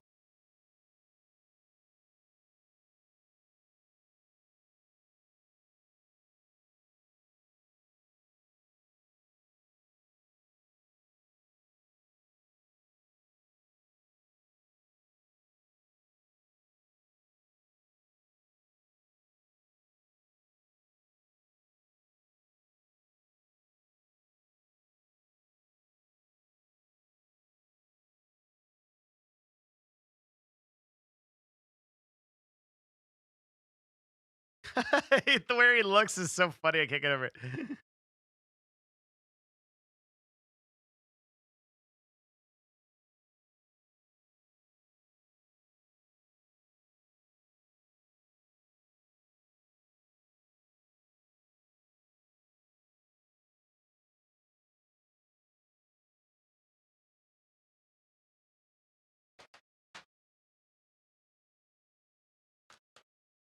Why does Overwatch need damage dealers on their teams? Blizzard does all the damage to that game themselves.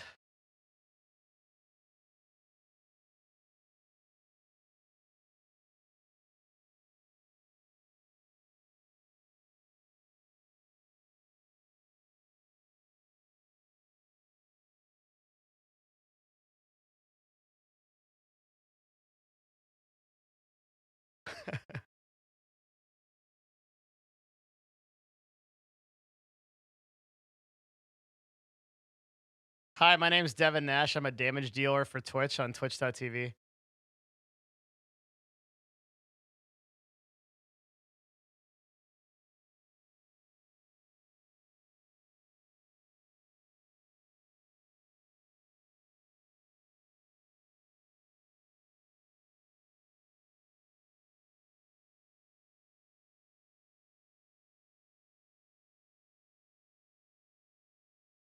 Oh man, Shroud must be insane with this.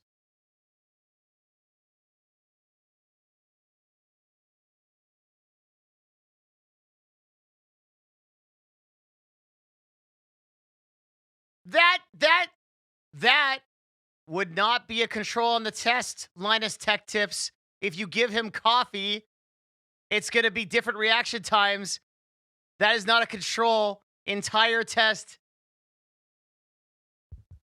failure. Oh, okay.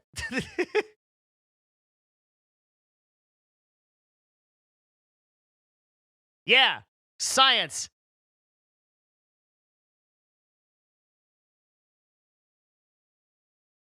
Science.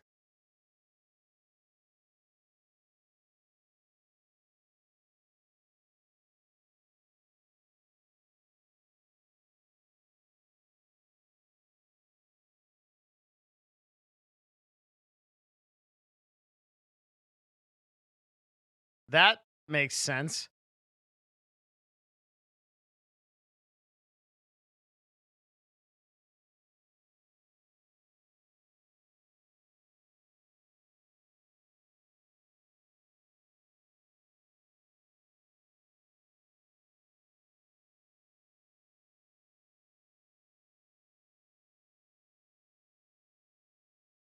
He's not. He's a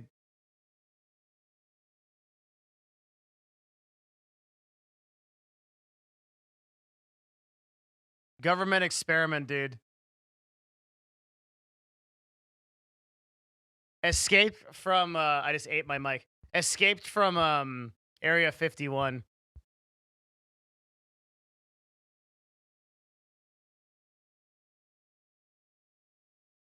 Rip.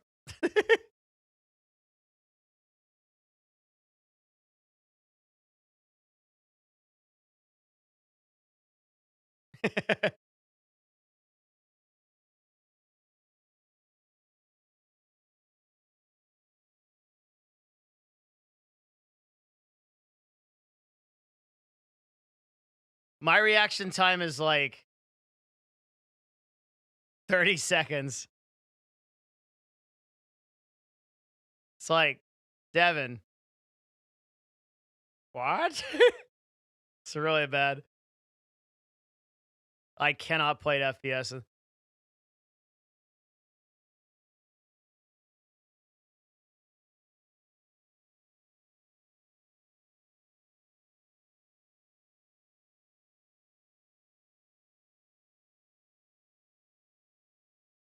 I'm at about 30,000 ms right now.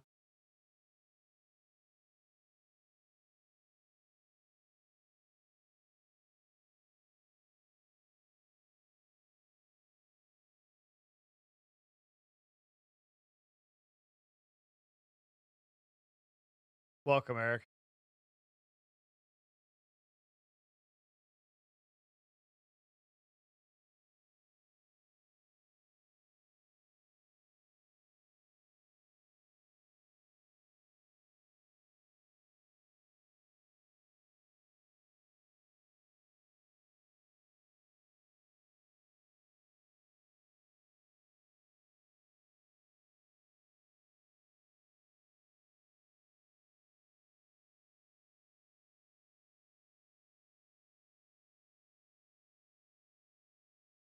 Oh, so that would have hit on a 144, but didn't hit on a 60.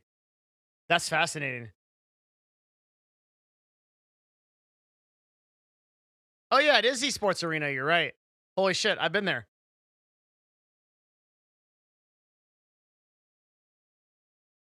Been there a bunch of times. What?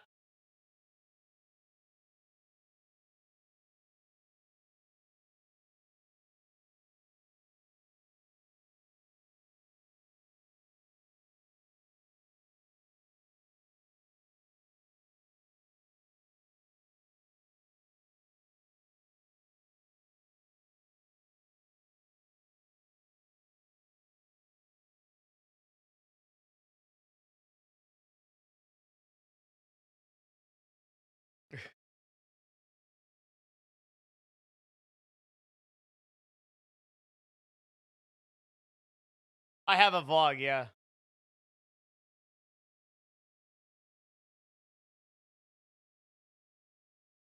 Wait, so is he saying that it's just because he's used to using 144 and that's why he's missing?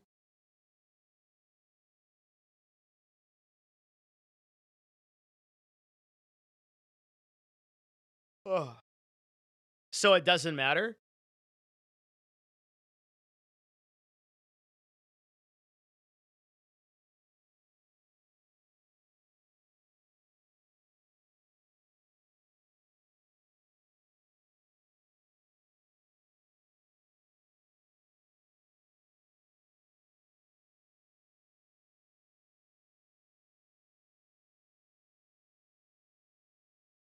Hmm.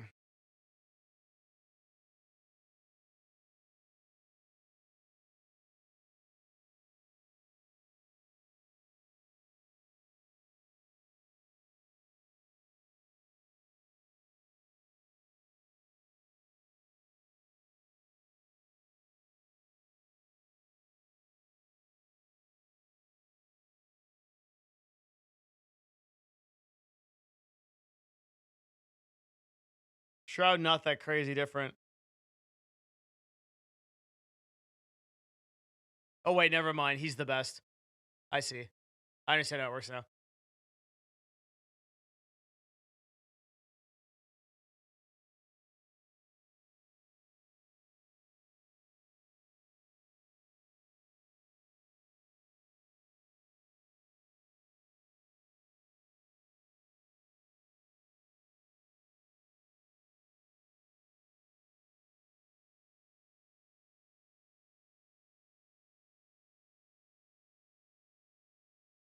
I'd be so bad at all this stuff, dude. I wish I could play FPS.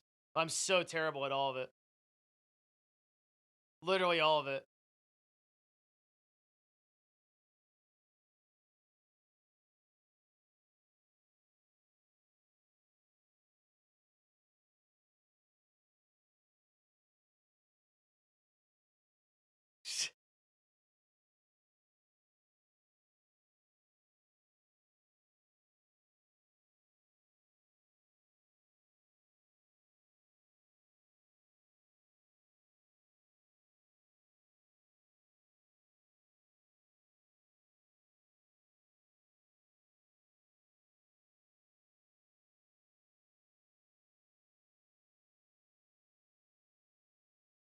I'm falling asleep. Holy shit. Does VR drain you? Like, I feel like I'm way more tired than I should be. Like, that 3 hours of VR is fuck with me. I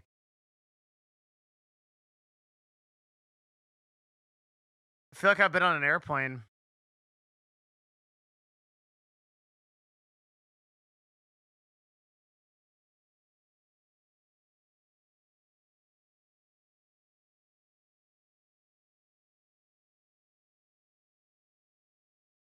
Dude, Trout's so nuts.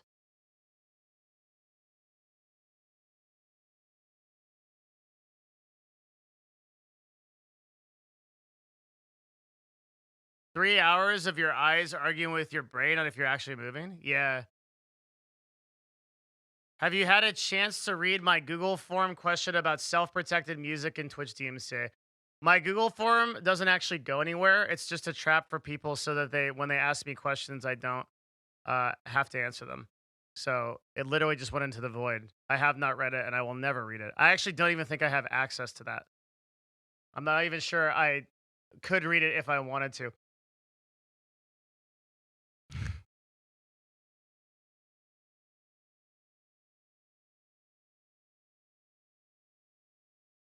That's a little bit rude. If you got 120 messages asking you the same question every week, you'd see what you'd do. I know you would answer every single one of them. Every single one of them. I know you would. I'm not as great of a man as you though, so you'll have to forgive me.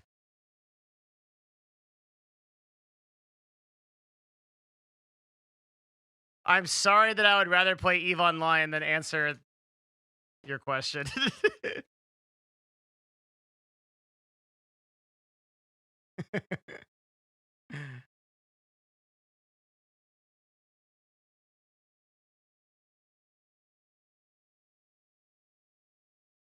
Remember when Devin told us he reads all the emails he gets a year ago? Devin got 3 emails a week a year ago, okay? Now Devin gets fucking 40 messages a day from you fuckers, and it's all, how do I stream on Twitch? I have 1 viewer, and it's my dog, and I don't know how to go there, but I'm gonna be the next ninja. Just you see, I know I'm gonna do it, but I just need a couple of tips from you, and if you don't teach me, I'm gonna be sorry. Like, dude, there's all these, like after the, like, how many do you think you can answer? What's the number? Is it 50? Is it 1,000? Is it 2,000? It'll never stop. It's just I'm in hell and I'm just getting the same memo every day. Like like eventually you give up, okay? You can't do it. You'll give up. I promise you'll give up. There's no way to do it. Why don't you just make a YouTube video? I have like 50 YouTube videos on them. People don't watch them. It doesn't matter. Or they think that their situation is unique to themselves.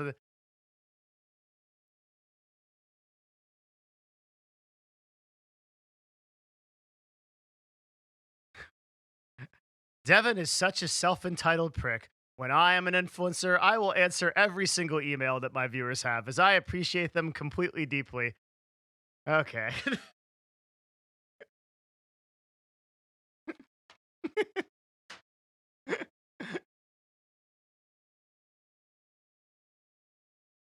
I tell better jokes than XQC. Why don't I have 70,000 views?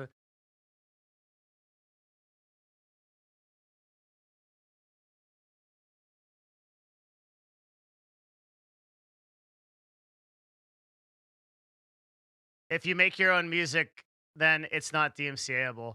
Or someone can DMCA it, but you can appeal it.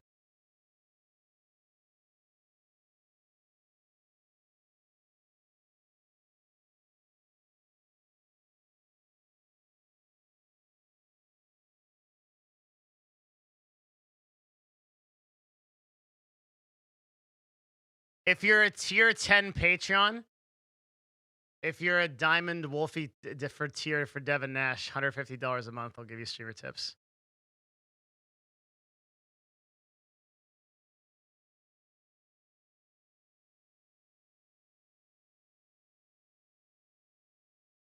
There's some people that have like eBay has more viewers than XQC. I don't think XQC is number one.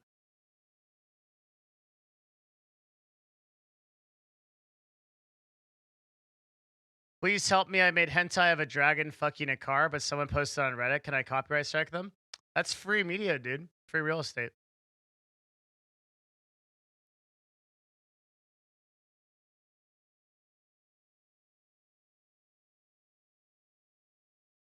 What do you make of this thing the streamers are saying not to donate? Pokimane said she doesn't want to take donations over $5. It seems dumb as fuck to me that people are actually contesting that, but I think people will get mad at Pokey no matter what.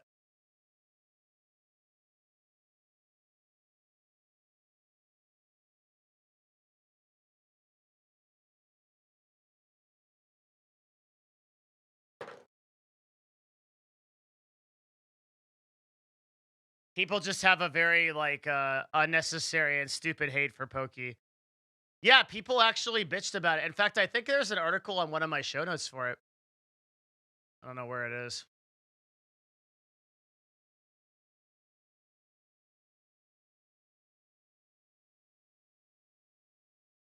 There's a lot of drama about it.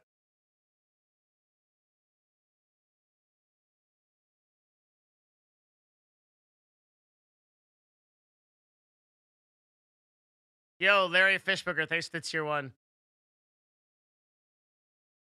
People give a shitload of money to like, that's the thing is so weird on Twitch is you don't even have to provide like educational value. Like, dude, we do, this is like pretty much on the time we're not just jerking off like right now. This is usually an educational stream. But man, like getting a $50 donation on this stream is fucking amazing. It almost never happens. But on like a fucking stream like XQC, we're always talking about is like sucking farts. Like that guy's getting $50 donations like every couple of seconds. And I don't say like I don't say that like a jealousy thing. It's like just interesting. It's just like an interesting thing that people give entertainers like top entertainers so much money.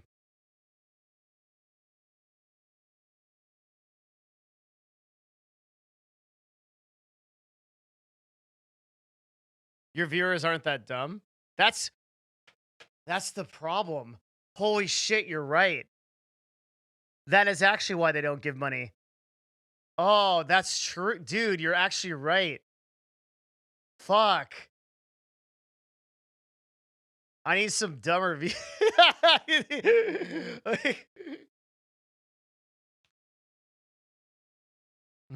No, I'm kidding. Do you think they have enough money to not accept donations anymore? I don't know. Like, that's a weird question. Do you think the CEO of Activision has enough money to stop accepting a fucking $5 billion salary every year? Probably. Will he? No.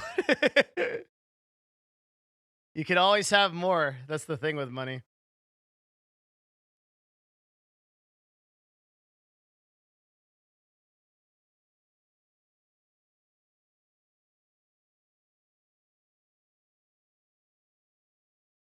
You'll never feel like you have enough money, really.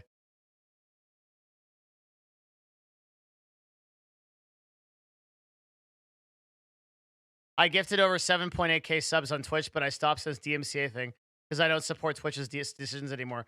Wow. That's actually pretty crazy, Novo. Like, that's actually nuts that you did that.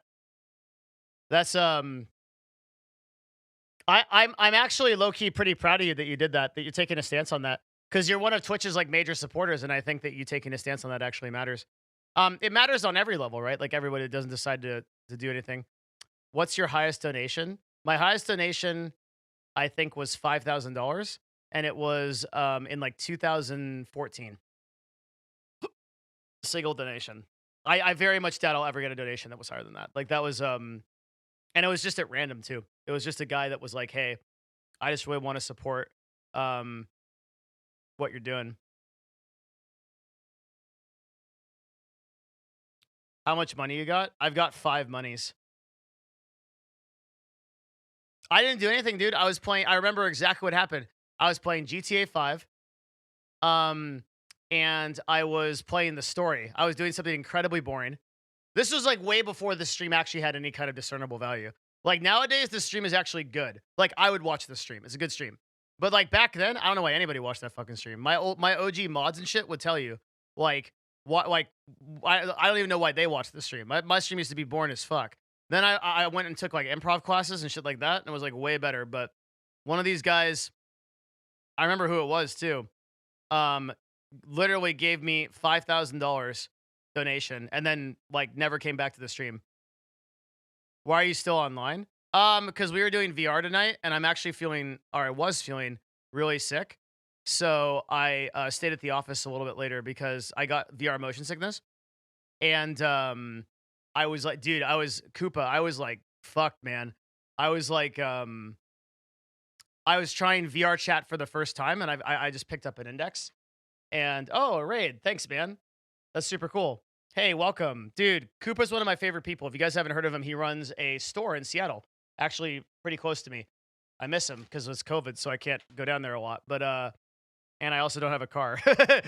But he runs a store, a video game store called the Pink Gorilla in Seattle. He's an actual entrepreneur. Very, very cool guy.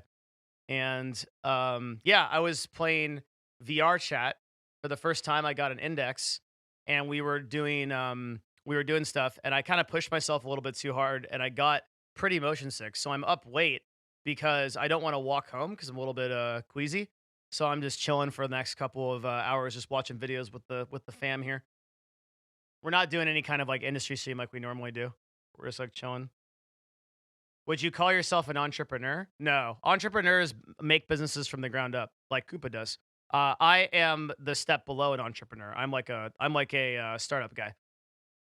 Like I usually jump into businesses that have 2 to 5 employees, like someone that already has an idea, and I partner with someone. That's what we did here. That's what I did at CLG.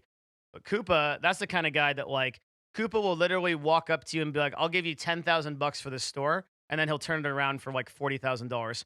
Like that's an entrepreneur. That's a rare breed. You know when you speak to them. They're very rare dudes. Entrepreneurs have it in their blood. They just start shit up from the ground up, and like it's pretty amazing. Very good dudes. I'm more of a startup guy. Yeah, yeah. Well, Koopa, I'm recently single. Um, the girl you met is gone. So, I'm doing late night Twitch streams now because I'm a DJ. So I'm just chilling with the boys. And probably the one girl in chat somewhere that's like, yeah.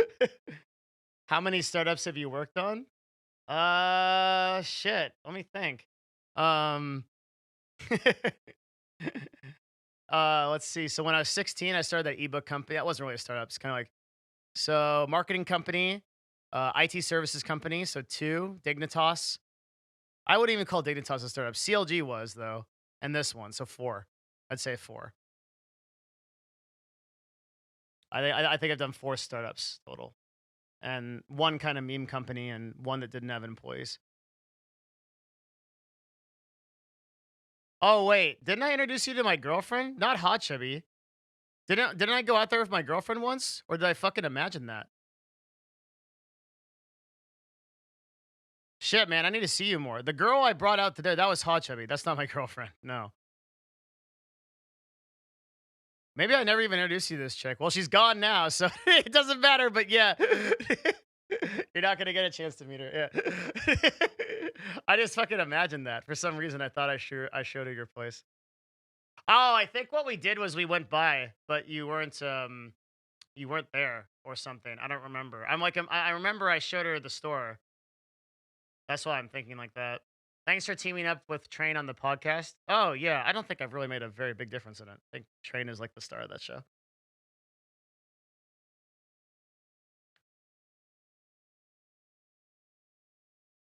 Yeah, we took I was watching that video the other day, um, where Hot Chubby and I went over to DS Cooper's shop, and Hot Chubby I actually watched the video a couple days ago, just randomly. And dude, like Koopa did this thing where he had Hot Chubby like repair, I think it um was it a Game Boy memory card? I'm trying to remember. And Hot Chubby fixed it. I thought it was super cool. Pokemon Blue Battery, I'm completely wrong. Um, it was really wholesome. She was so happy that she still talks about that, about fixing that. She was really excited. How long you been streaming? Today, we've been streaming 5 hours, which is long. But is that right? Yeah. Wow. 3 hours of that was VR chat. So I'm still feeling like my brain is trying to catch up to reality. I hope that gets better. As far as how long I've been streaming in general, it's been about 8 years. I've been streaming since 2012. Dude, Koopa and I could do so much awesome content. We really should think about that. Like because we're both like Seattle-based business people. There's a lot to. I still need to show you the studio. COVID fucked a lot of shit up, but yeah, Hot Chubby fixed a bunch of shit. You look fried. I am fried, brother. Yeah, I'm tired. I'm for whatever reason, VR like did a number on me. It was fun though. It was super cool. It was really neat. We're watching a video to try to see if FPS makes a difference. 60 FPS versus 144 versus 240. I think the jury's still out, but he probably summarizes at the end, so you haven't missed anything. Hazard CR, thanks to tier 1, man. DS Cooper's right, dude. I am up hella late. Holy shit. I'm usually never on this late. But it's because tomorrow is Saturday. I might stream tomorrow too. Might come to the office. If I don't, if I don't, if I do stream, it'll be like morning, afternoonish. But I might come in. Otherwise, all I'm gonna do is I'm gonna rewatch Fight Club tomorrow, and I'm gonna watch Vikings. That's it. So I might as well stream. I'm not doing shit. I'm not gonna work tomorrow, I think. Oh, I do need to clean my apartment a bit. But other than that, I'm not doing anything. So why not just do a stream? Oh yeah, podcast tomorrow night too. Yep, yep, yep. That's true. Didn't even think about that.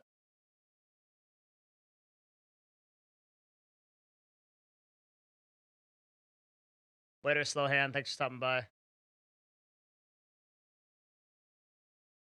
I got a good question. How important do you think clips and emotes are? Emotes don't matter for discovery, unless obviously there's some really really rare situations like Dan's Gaming where you have like about 60% of his subscribers actually don't watch his channel, and this is because he's hardcore on his emotes. He changes them out like every 30 days and gets completely different ones. This is pretty rare though. For most people, it doesn't matter as a form of discovery. Clips can actually help discovery a lot.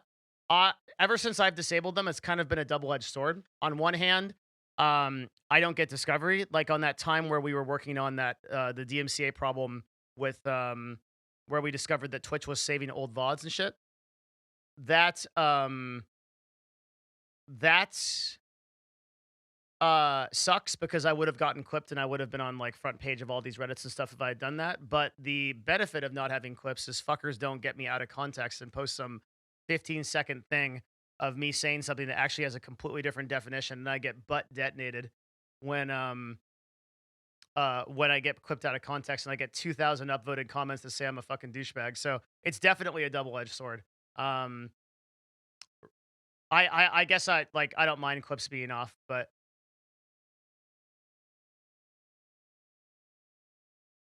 do you know any other subreddits for discoverability other than LSF? People sleep on our videos, actually. It's really good. Can your DSLR break if you use it for live streaming? Get a mirrorless. What time is the podcast? 9:30 PST.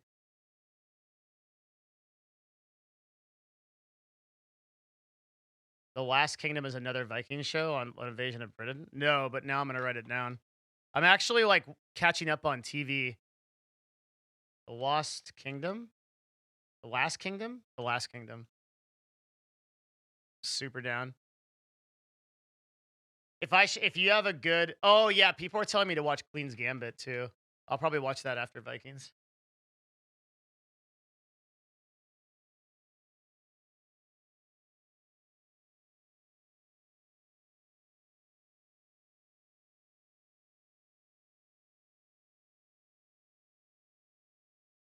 Do you care more about those idiots saying you're a douchebag versus discoverability? I don't care so much anymore about people saying I'm a douchebag. But the thing is, people that are saying I'm a douchebag is discoverability. That's the thing.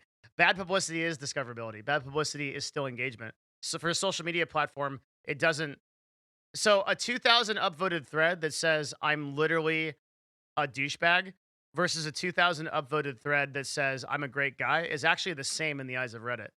And it's also the same in the eyes of YouTube. It's the same everywhere. So I don't actually mind if I get a hateful thread as long as it exists. So losing clips was a bit of a blow because I'm not going to get on Reddit as much as I used to. But then I think about like the audience that I generally garner from Reddit, and I'm like, well, is that really such a loss? Because the main way that we get discoverability into this channel is the YouTube. And then going forward in 2021, I think we're going to double down on uh, obviously YouTube because we're going for 200K subs next year. It's going to be a big goal. Big goal. Don't know if we'll hit it. But Twitter for sure. Twitter's big. And then we will do LinkedIn. A lot of LinkedIn work. I watched the entirety of The Expanse. I fucking loved it. My biggest complaint about The Expanse is there's not more of it.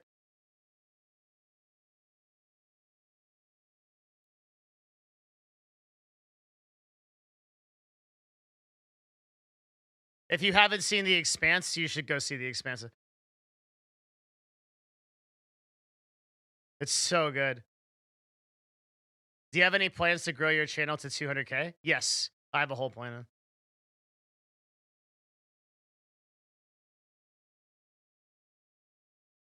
The struggle bus.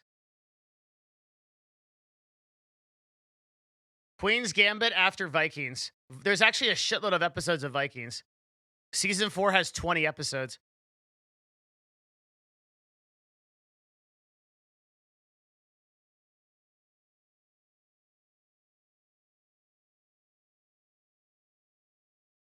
$100K subs on YouTube by the end of this year. 200K subs on YouTube by the end of next year. But I know I'll love Queen's Gambit. I will watch it.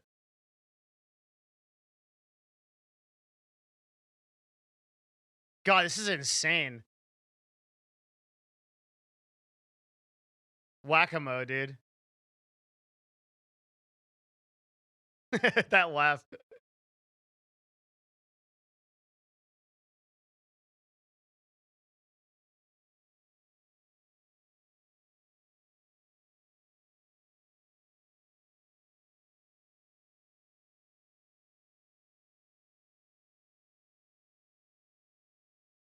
It actually makes a pretty big difference. That's crazy.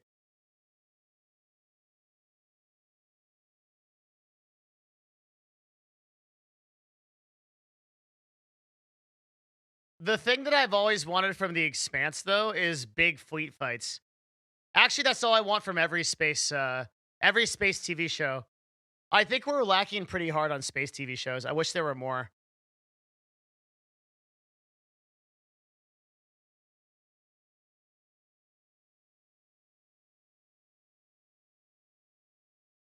Battlestar Galactica, I've heard good things about.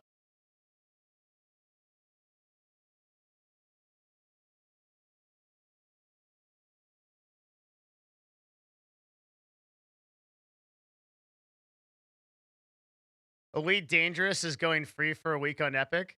Jingo, they couldn't pay me to play that game compared to Eve, dude. much less for free.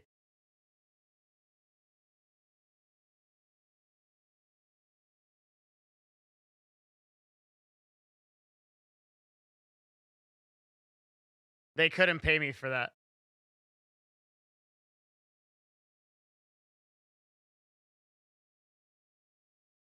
Legend of the Galactic Heroes is good, but it's an anime. I don't mind anime. Um, I watched like all of Macross and Robotech. I fucking loved it, and that had a lot of like space themes, so I'm down with that.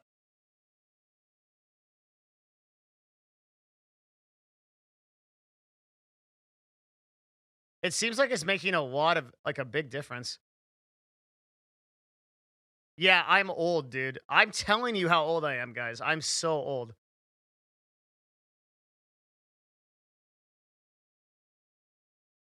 Do you think YouTubers streaming on Twitch are here to stay?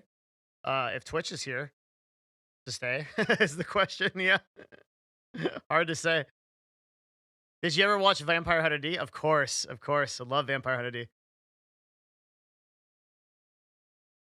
Of course.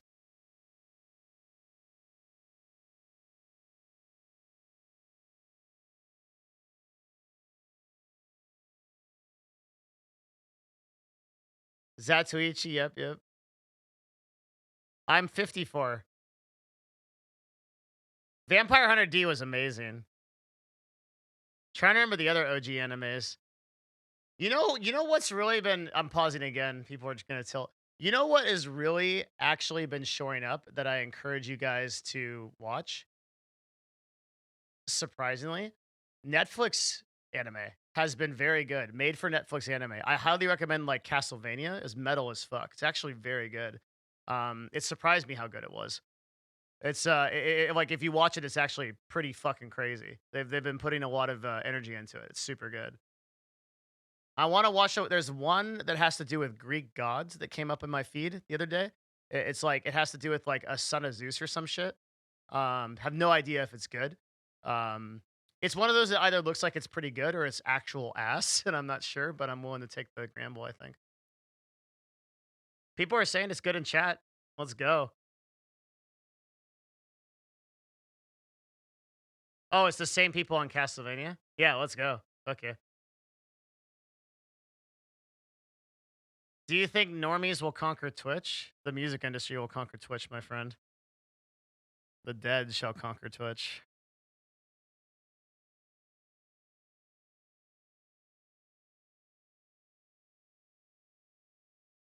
Shroud fucks a bunch of nerds.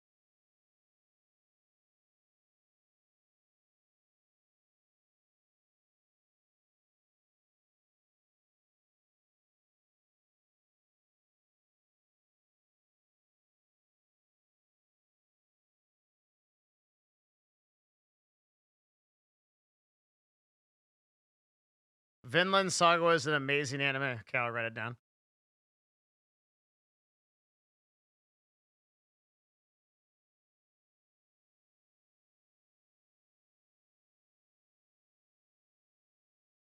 Hi, super random. I just want to say I appreciate your content. I find your Twitter stuff on business super interesting. I appreciate you sharing knowledge.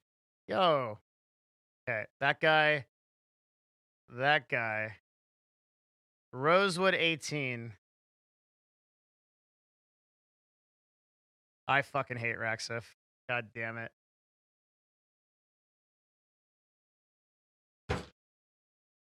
Fucking quits streaming shit. I never want to do this anyway. Fuck it.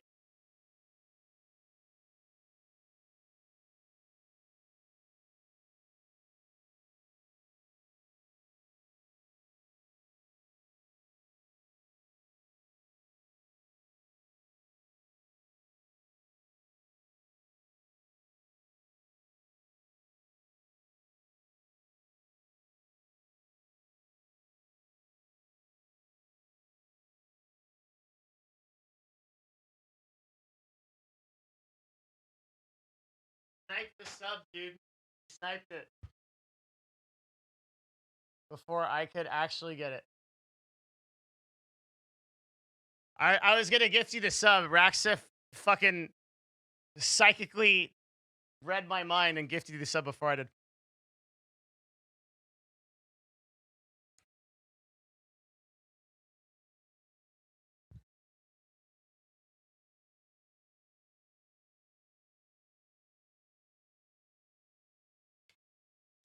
Get off the 60 hertz monitor.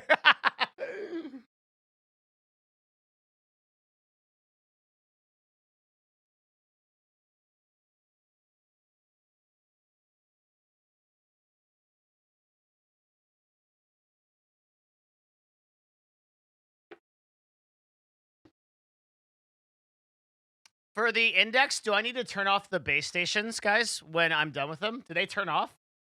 There's this weird HTC Vive base station that's looking at me, and the lights are on. I'm not sure what it wants. Is that just a new camera that's in my room now that Valve is watching me do? Is that just a new camera that's watching me jerk off now? Is that what that is? Yes? Great. So now my Xbox watches me jerk off, my PlayStation watches me jerk off, and now these two base stations watch me jerk off from different angles. Fantastic. I'm glad we established that. Do you jerk off in your office? Constantly, of course. Who doesn't? What? It's 2020. It's how you stay woke.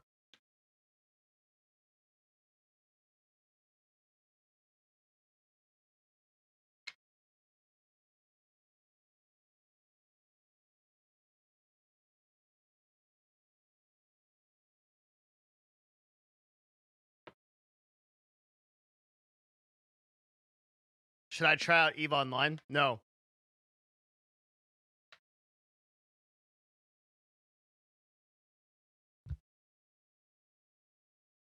Definitely no.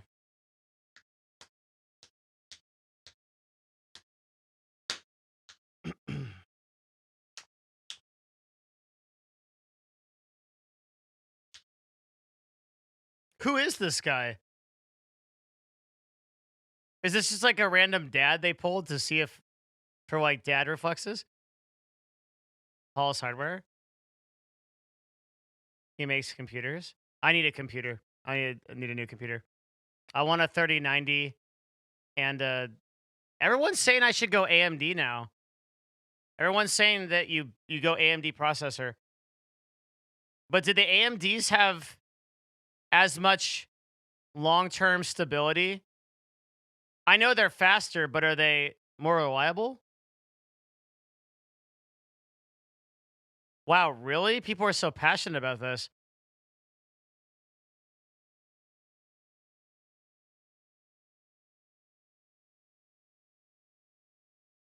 What is the like new generation CPU I should get from AMD? What will make me a man? I'm currently a boy. I want to be a man. How do I do it? I know I need a 3090. A 5950X. Ryzen 5950X.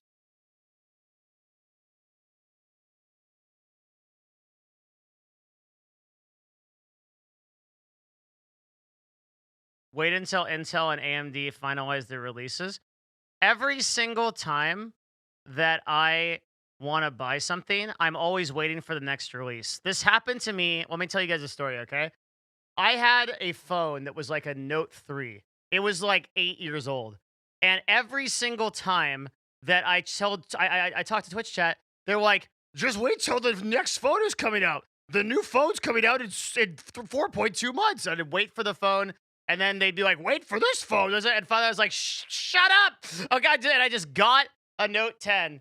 And I'm happy. It's fine. It's done. It's fine. It's done. So I'm not going to wait for like the new like CPU fucker 3000. Like I don't do enough shit like to justify it. I'll just get the thing that's good.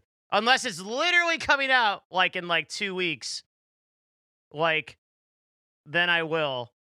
But like this CPU is probably going to do literally everything I need. This is an $800 CPU, by the way. Holy shit. This thing's fucking crazy. God damn. Wait for quantum yeah. Wait for graphite technology. This CPU just came out this month? What makes this so cool? 4 Gen 16 core 32 threads. Jesus. This thing's fucking insane. Sold out? Fuck.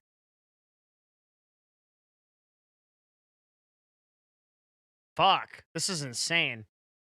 What do you need this for? if I want to open up like 90 tabs of Pornhub at the same time, literally the arch nemesis of my PC is Google Chrome. It is. It's like fucking. I'm like one of those 90 tab Andes. I just don't close tabs, and I've got like a PC at home that's just like, it's just like having such a hard time because I've never closed tabs. I've tried using Firefox. It doesn't make that big of a difference. IMO. Benchmark comparing latest Ryzen to Intel. Oh, actually useful video. Are we ever going to find out if the FPS of the fuck, I guess we got to do that first. Hang on. Buy more RAM? I tried to download more RAM, but it didn't work.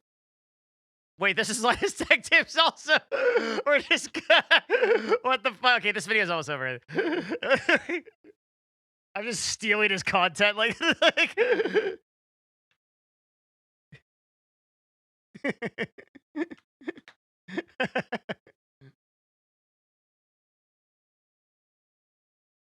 we have to finish this video.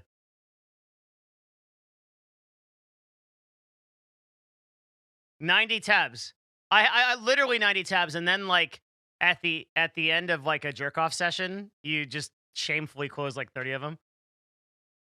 My friends do.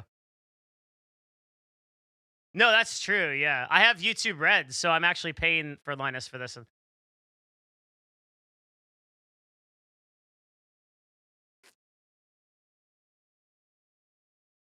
Did you hear him? That's actually crazy. That's actually so nuts.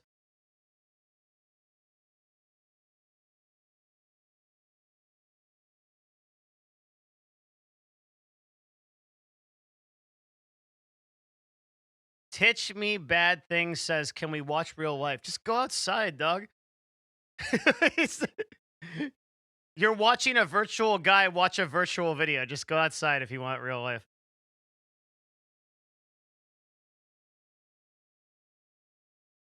It's fine.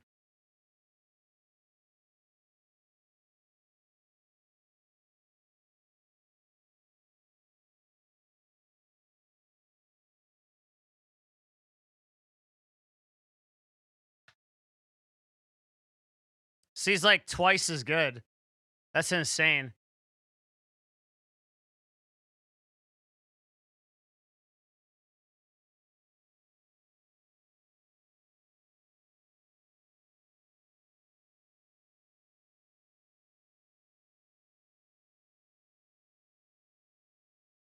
So it does make you a better FPS gamer, but I wonder if it makes a difference in terms of like how the eyes perceive graphics and shit.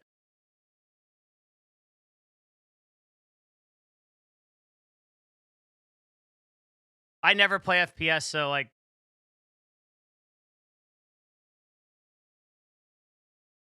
any non FPS players in chat?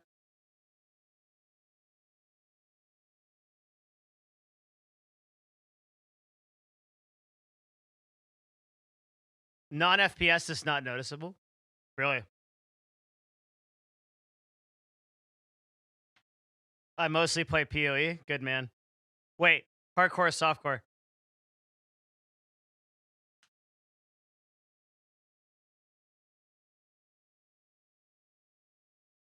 He's a softcore player. Ban him. Get him out of here. We found one. Clean him up. Get him.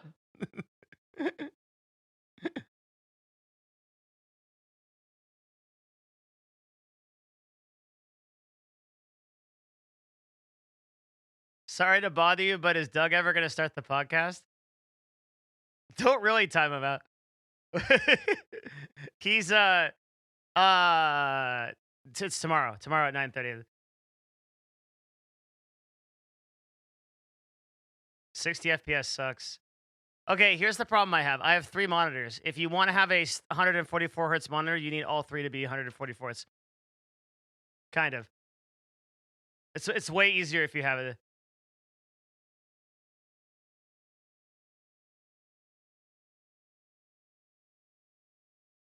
Because if I have one primary monitor that's streaming a 144 hertz, then if I don't, it doesn't. It constantly resets to 60 unless I have all monitors synced. They fixed that bug? Really?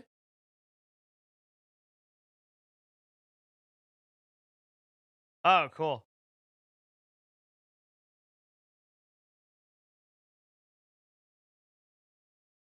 I think I don't even stream at 1080. I think I stream at 720.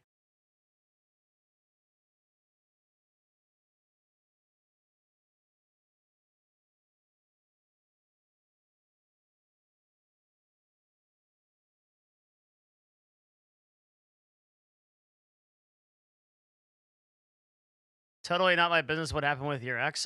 She just got mad because when I was too busy doing your mom to pay attention to her, so she eventually got, tired of it.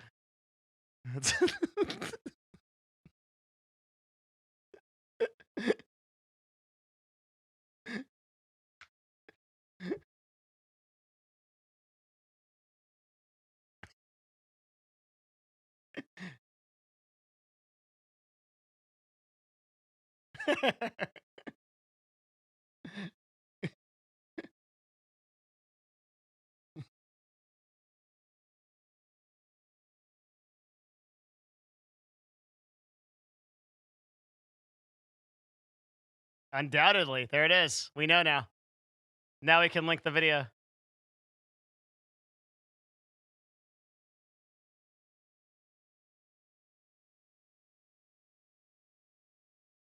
Why does it look like Linus is recording in a dispensary? He does. He's just YouTube's getting tough for him, so he's just growing weed in the background. All right, we're back. We're back over here. It's another video from Linus. Just watching his channel.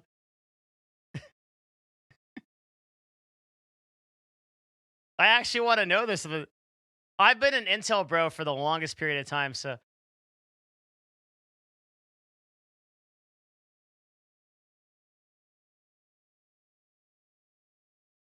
what does this mean?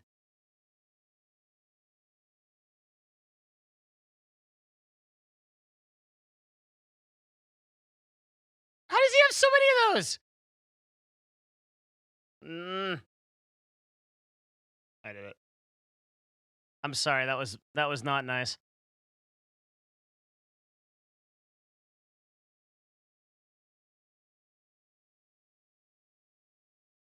All right. Okay, hold on. 16 to 32, 72 megabyte L2 and L3 cache. 3.4 gigahertz. The gigahertz space doesn't really matter, right? Doesn't really matter like on the gigahertz. I don't know what the fuck I'm talking about. Sorry.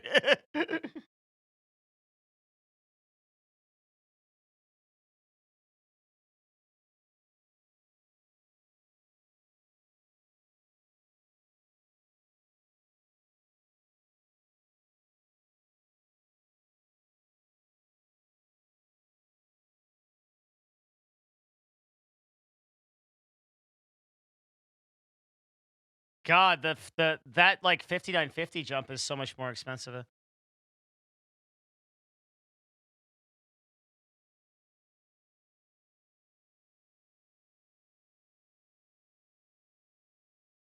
God damn.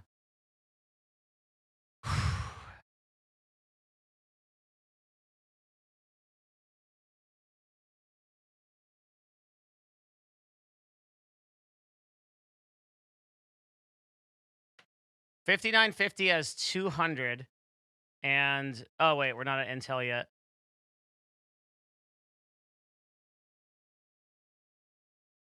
I don't understand. How do you read these graphs? Oh, I'm dumb. It's just different colors. It's all the way on the right. Okay. So the 5950X was I was reading it as 3 separate lines because I'm actually an idiot. So the 5950 at F1 2020 had 261 FPS is the way to read that, right? Yeah.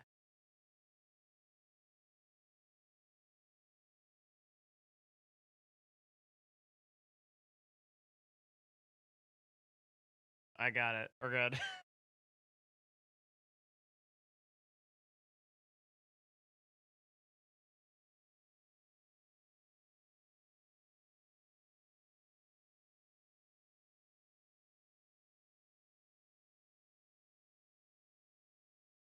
Civilization turn time 25 seconds versus 32 seconds.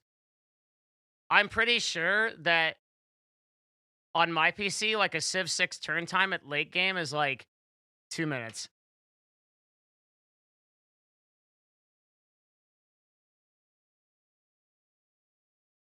How's your day been? Good, man. Thank you for asking.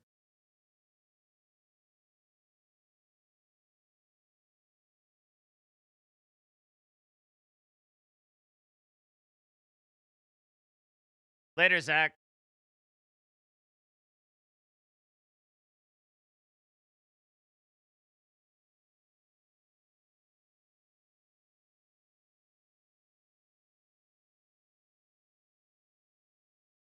No way.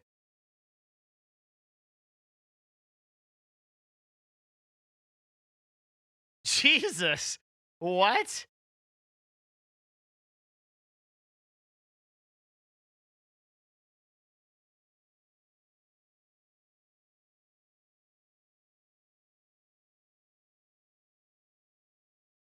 That's insane.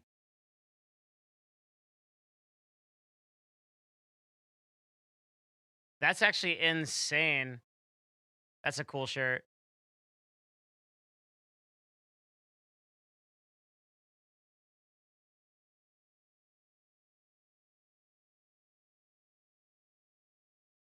POV Ray. It doesn't seem like the 5,900 is like the 5,950 actually worth a $200 price point for what, like $200 more? Then it doesn't seem to be performing that crazy compared to the. Actually, I guess it does. It's like 20% better if you render.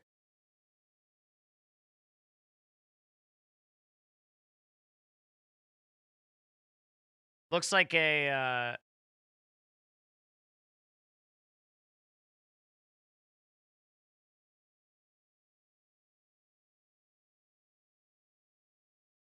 It's for rendering and content creation. What if I create content? Smile. Corona renderer, Monka Giga.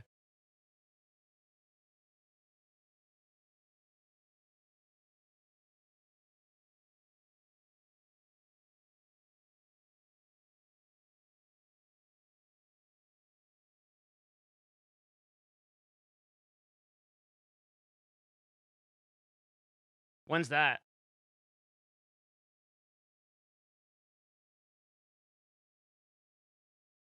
It still won't be better than AMD. Intel is actually 2 generations behind right now.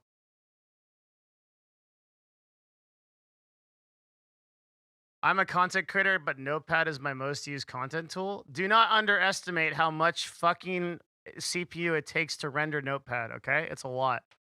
All right.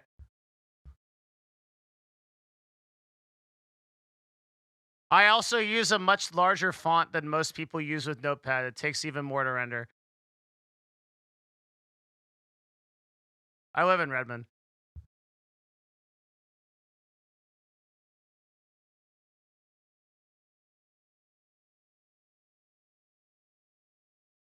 Or Slack. Slack takes up 25% of my CPU. Imagine being a Twitch employee and using Slack.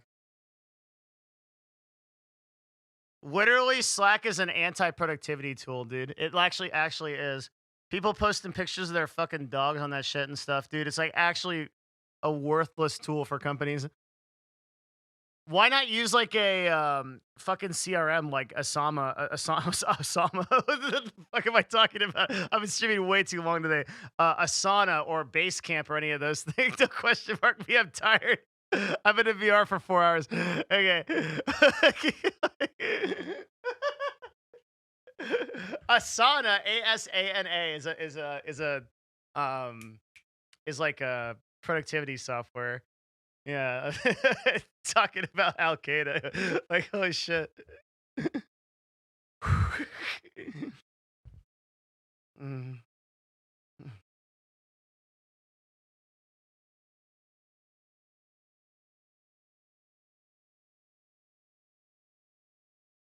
Shit don't matter because of liquid coolness. Look how much cool. What? Wow. I work at Asana. Asana's awesome. I use that at CLG. You're outside of VR now. Take off the headset. We're going back in, boys.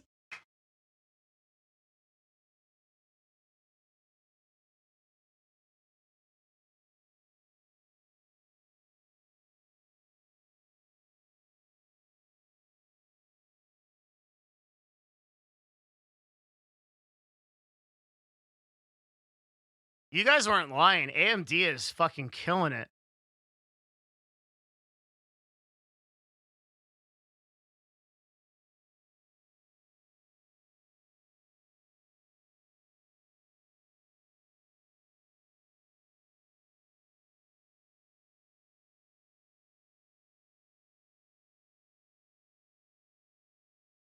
Yeah, maybe we need stonks.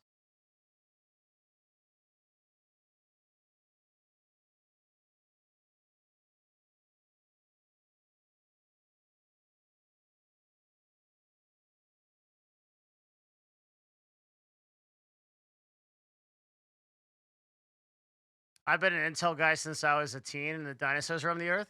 Yeah, yeah, I am. No, dude, I'm the same thing. That's why. But I will buy an AMD on this. You can't not do it.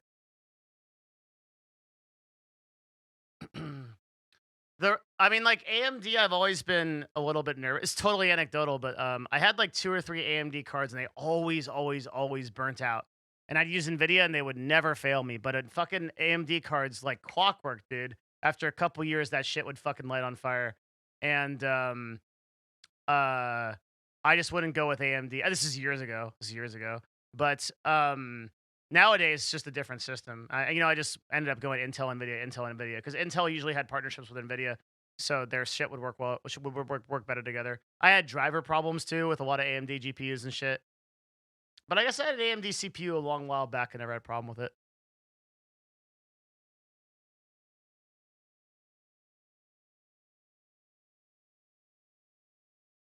When is when's the 6K? What? 11%.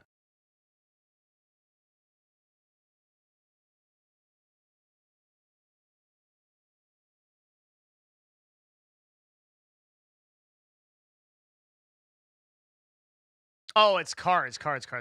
Yeah. Nah, I'm still using 3090s. 3090 is insane.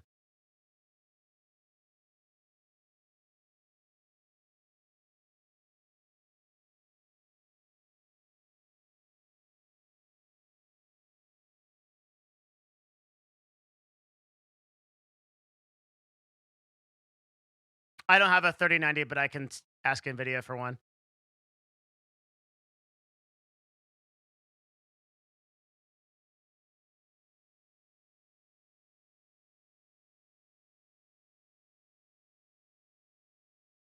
I think what I'm gonna do is I'm gonna get one of these little Corsair weenies. I'll show you.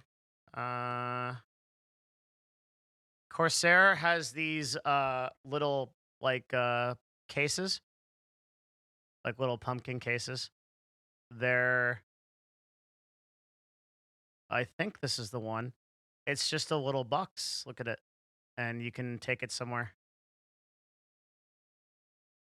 And the top one right now, they're probably coming out with new ones of these. I'd have to guess. It's just a tiny little box, so I don't have to carry shit around.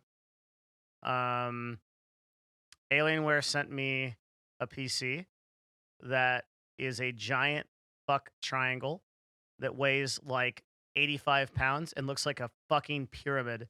It takes about as much to lift it too. And I fucking can't get that bitch down from my loft.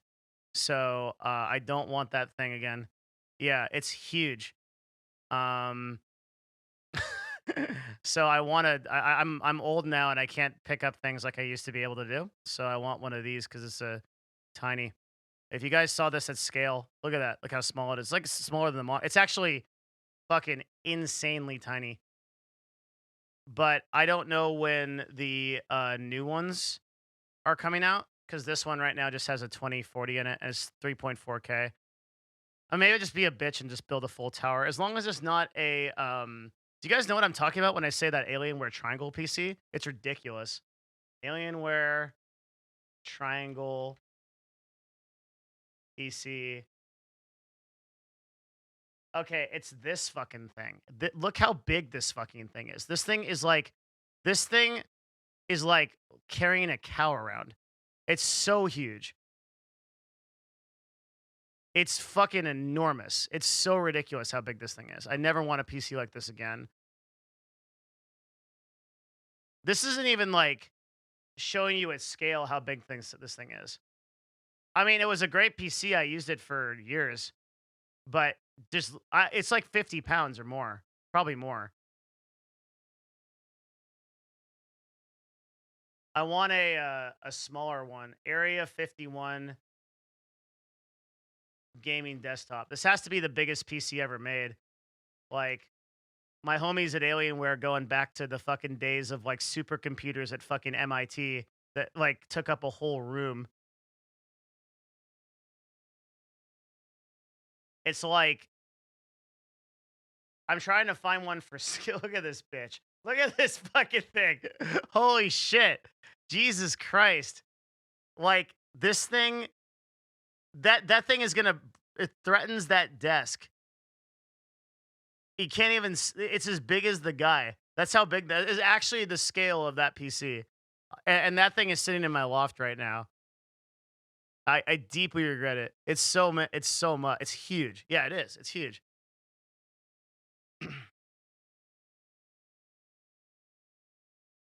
Get an NZXT H1. Hmm?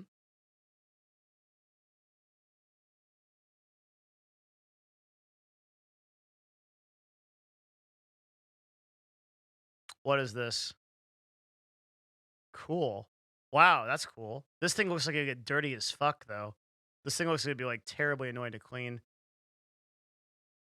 Wait, this is 300. What the fuck? This is $350, dude. What is this? Oh wait, this is just the case. Okay, I was like, what are the stats on this thing? H1 mini PC. Okay, I was like, this thing probably has a fucking. All right, what's the best thing I can get? I want a white one. Eh? I want a white one. I love how it doesn't update the image; it just adds a white. Oh, it does. I'm actually an idiot. Okay, add external storage. Nay. Wait, what does it do? It just wants me to buy it. What are the stats of it? Go to bed, Gramps. Shut up, dude. That's my best comeback right now. I don't have anything else. Just be quiet. I'm just over it. You scrolled past the specs. Wow.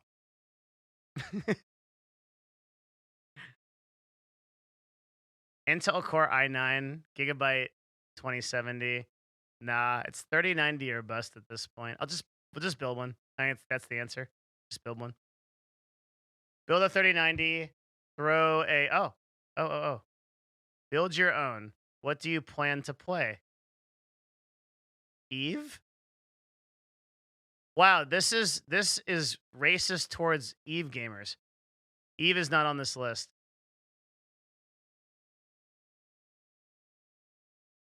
I'm upset.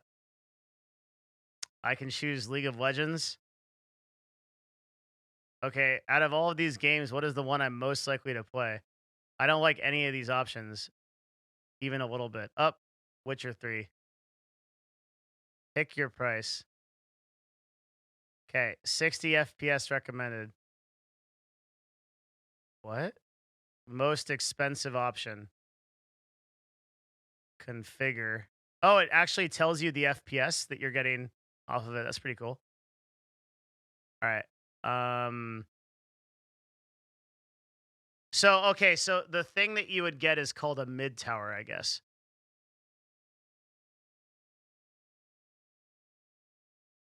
Mid tower with tempered glass.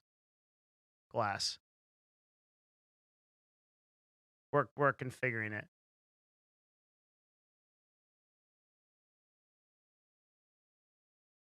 We're not even at the aim. I just want to see if you can put this into a mid tower.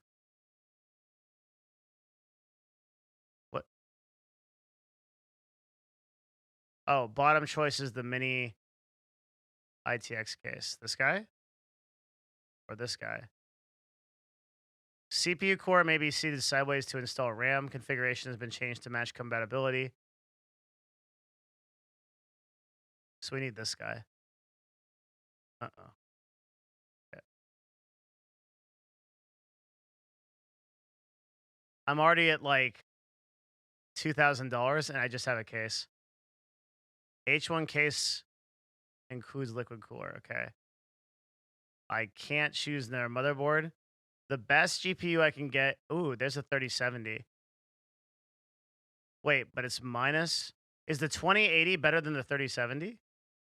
So we can't get a better graphics card. 3090. Then why is it cheaper?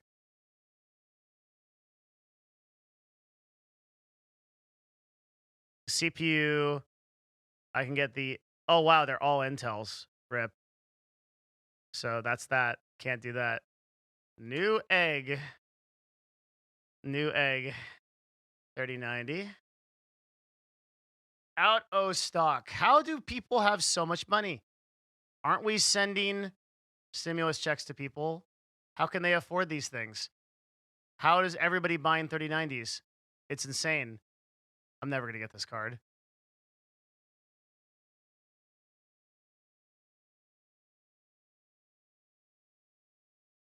Ever.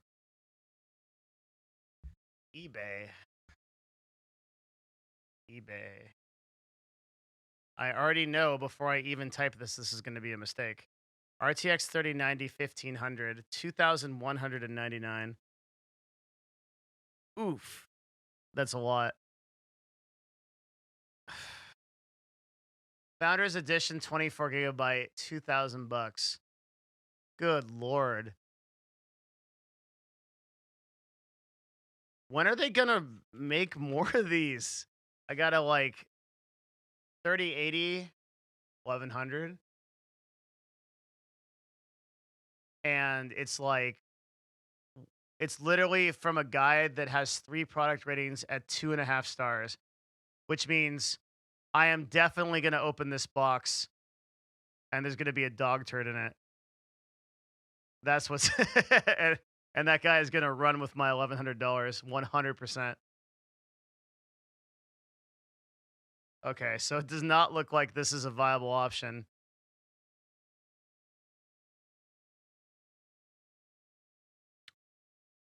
COVID, maybe. At least we know what we want.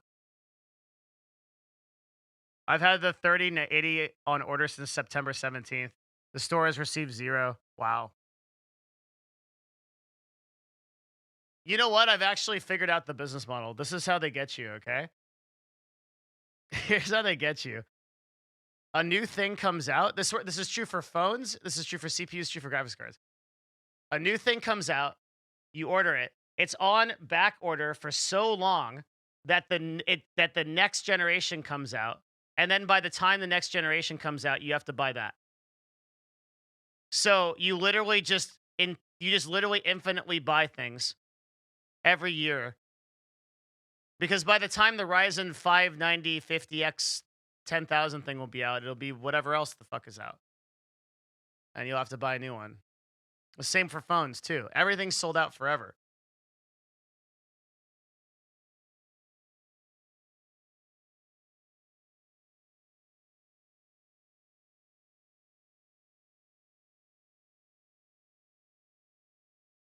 Wait, that was ominous. Oh, he said no weird. I thought he said we experienced weird stability issues. And then he just skipped past it, but he said no weird.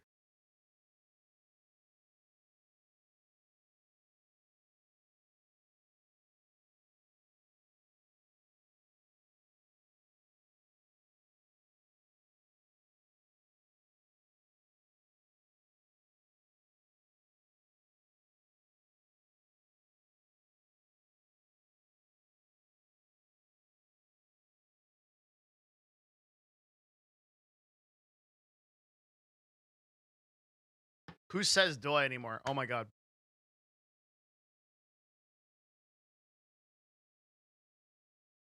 A guy who wants more CPM from the YouTube algorithm. That's who says Doy for not cursing. Thank you, Kona.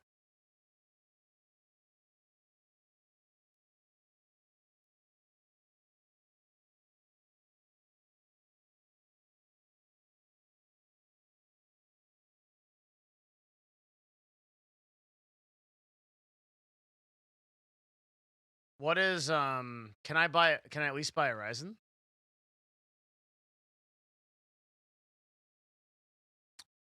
Fuck, dude. What am I supposed to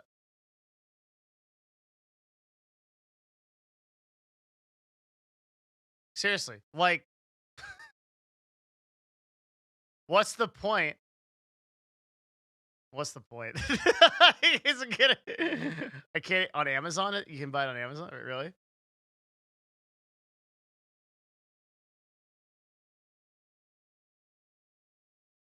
Check on Craigslist like you did for the index. Bro, the way I got an index was from Moon's moderator. Okay? Because I'm not going to get an AMD Ryzen 5950X. I'm going to get a naked dude show up to my door. And he's going to be like, the CPU is in my pants. And I'm going to be like, fuck, I knew this was going to happen. And like, that it's not, I'm not going to go on Craigslist for this. It's not trustworthy. I know it. I got very lucky with the index. It's not going to be the same thing if we do a Craigslist Ryzen 5950X. That sounds like a really bad plan. It's not on Amazon either, I don't think, unless I'm missing something.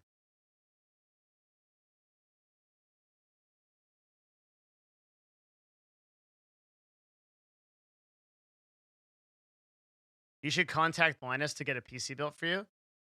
He built my business partner's PC. He built a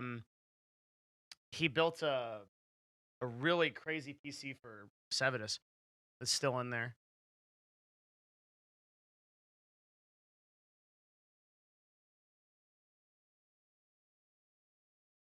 He's a really big friend of, I don't know, really big, but he's a friend of Nerd Fusion. Yeah, he built a ton of shit for us. We used to do a lot of content with him. AMD.com. It seems like this is hopeless. I just can't get anything that I want.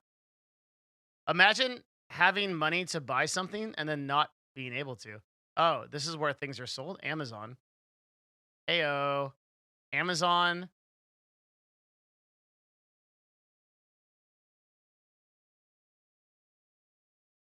Oh, so this is all the places to check, like if they have it.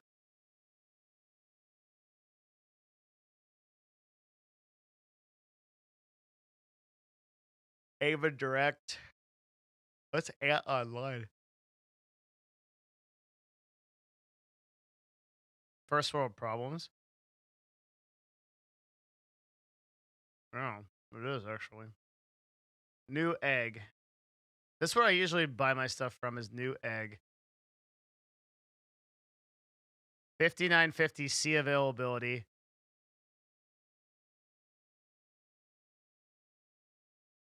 A curse I put upon this. Can't buy it anywhere. Falcon Northwest, let's go. If you ever have to RMA, their support is miserable. I did RMA something through New Egg. No problem. You're a business guy. Any thoughts in just-in-time production turns sold out all the time? If you want my honest opinion on it, I mean, if I have to, like, I'm kind of memeing tonight, but if I have to switch into actual business mode, my honest opinion is that I think that a lot of companies, some companies have legit supply chain issues because of COVID, particularly ones that are based out of China, and that makes sense to me. But I think that a lot of companies that do drops or do certain merchandising probably purposely withhold inventory in order to artificially inflate demand. I think that's a pretty reliable like opinion to have. I have no basis for this opinion, but I could just tell you, like, marketing projections are so good. Like, being able to project how well a product is going to sell, it's so good. It's so good how far you can pop out your analytics to determine this, that it's like it's very unlikely that they're going to get these like massive outages. It's way more likely that they're delaying purposely because they know they can artificially inflate demand.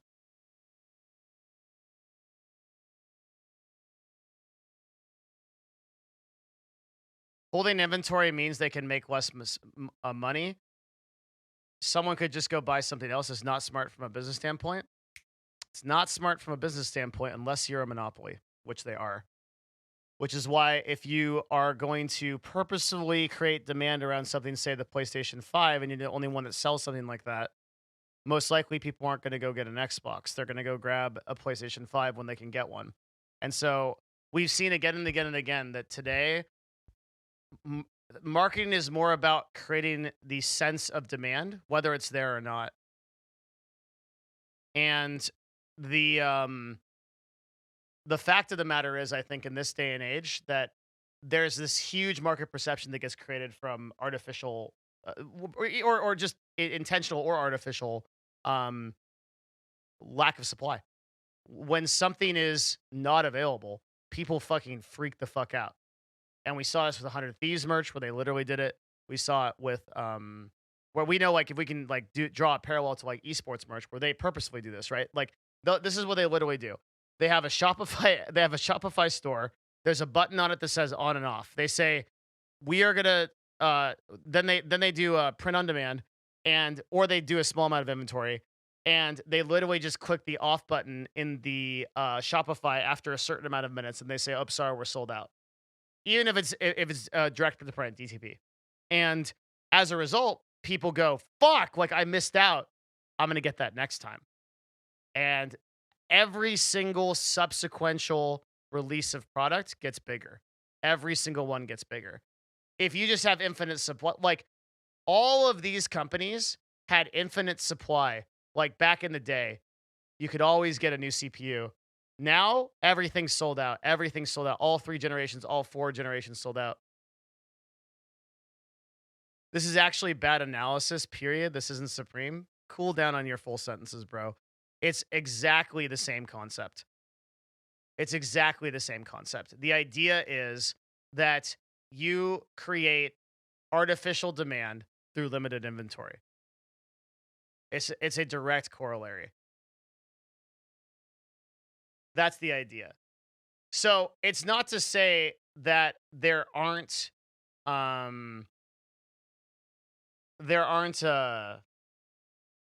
necessarily supply chain issues, because like I acknowledged previously, there can be supply chain issues like COVID or China or whatnot.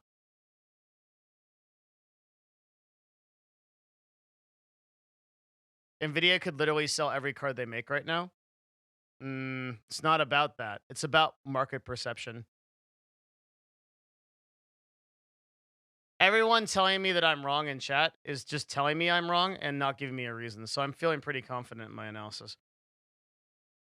How do we play the game? Just wait until the throttling stops, or just hope we catch the bot sleeping? I think you just pick up stuff when it's available, and you don't really have to like don't worry too much about getting like the newest thing.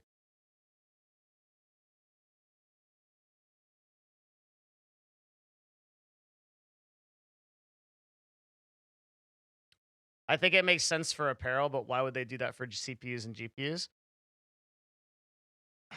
Because I'm not explaining a supply chain concept. I'm explaining a marketing concept. I shouldn't have taken this question. It's been too long of a day. All right. So I'm talking about a concept of market psychology that gets decided at an executive level. Okay. I'm not talking about supply chains. I'm not talking about actual ability to produce something or the lack thereof. I'm not talking about the idea of a company selling something or not. These are companies that are already massively profitable and have massively high profits and revenue. Their stock price is soaring through the roof. They're doing incredible, right? They have no incentive to release inventory, even if it's available to every single person who can possibly buy it. Intuitively, that sounds like something you would do. Why would you not sell everything you can sell? That makes a lot of sense, right? Why would you, if you could make 1,000 PS5s, or you could make 100 PS5s, and you knew you could sell both of them, why would you not sell the 1,000? What if I told you that if you made the 100 PS5s, you could sell 5,000 later or 50,000?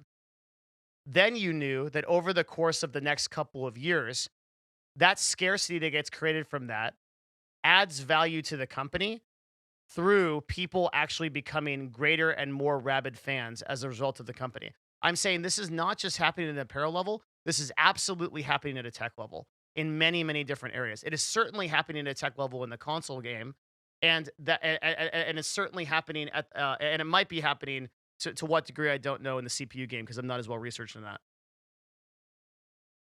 That absolutely exists for consoles. It absolutely exists for many, many types of things. Artificial scarcity creates way more market value over the long term. Because these companies have relative monopolies. If someone knows that the Ryzen 5950 is going to be 30% better than any CPU out, then that's the game to play.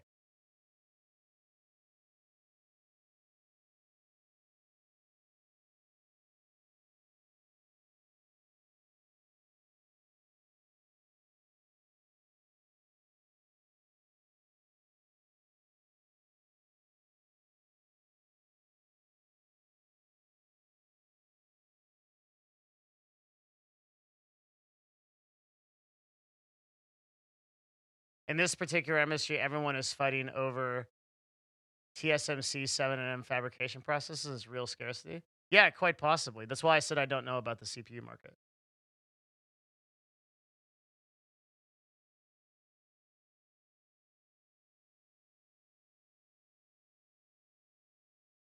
Like there has to be some factor of legitimate delay, right? If Nvidia doesn't sell their 390s, people just buy the AMD 6000, never buy a 390. Unless Nvidia has a competitive or brand advantage for preventing them from doing that.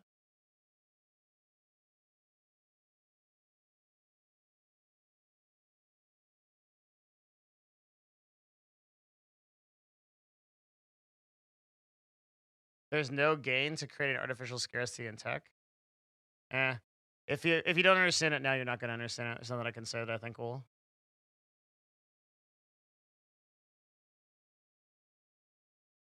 make that happen.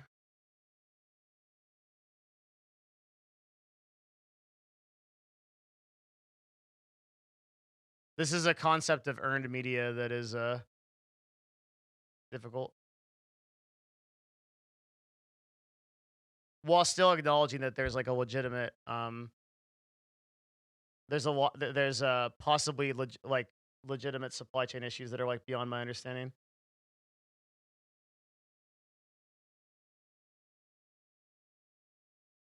Okay, let me give you guys an example that I think that you would agree with way easier, right?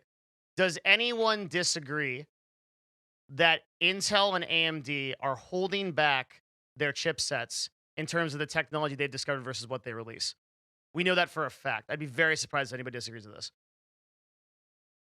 Does AMD have better technology right now than they're releasing? Then why not just release their best chips? Oh, maybe it's because they're creating artificial scarcity. Woo! Okay, we got there. Thank you. All right, God, it took a while. Holy shit. God, it's not because of pricing. It's because that is how marketing works. You release gradual iterations of your products or fewer of them to create scarcity.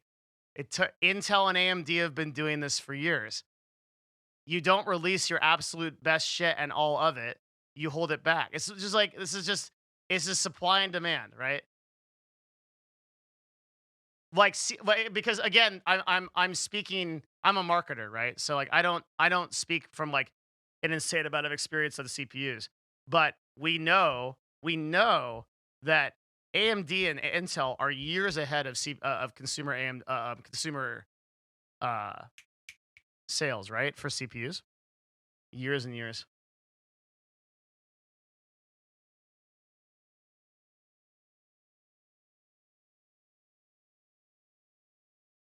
That's only true when one company is dominating. What happens is AMD holds the lead for a year, but Intel is not holding back now on purpose. What happens in oligopolies? That's the situation you've got right now. You don't have monopolies, you have oligopolies. And oligopolies effectively, when they work together, create the same result as monopolies. That's why the PS5 and the Xbox are competitively priced. That's why AMD and Intel like are competitively priced, right? Like they sure like one gets ahead of each other in the cycle every once in a while, but there is like an oligo. I don't know. I think this is hard to explain with how tired I am.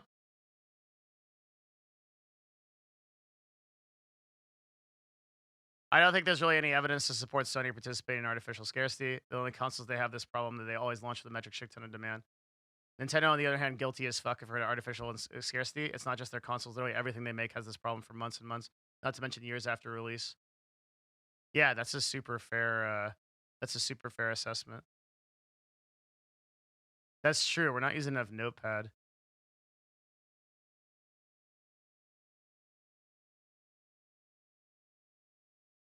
We're not using enough Notepad.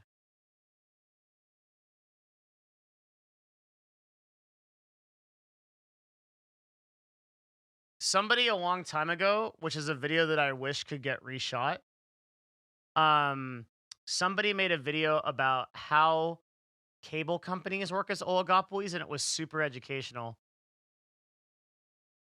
I don't remember the video, but it basically went over. I remember that the guy was so fucking mad in the video that he told Time Warner to oligopol his balls. He was super pissed. Holy fuck. But he basically explained like why oligopolies are so powerful and how like it creates the illusion of competition, but that there isn't really competition. Because at a really high level, like these companies are talking all the time. That at an executive level, they're talking all the time. And it's not like a conspiracy. It's just like super well known. Like all the guys in esports and gaming went to the same parties. AMD and Intel were at the same parties. All their executives were at the same parties when I was in esports. They were all like at the same conventions. They're all at CES. They all talk. They all do shit. Yep, same corporate lobbyists, same stuff.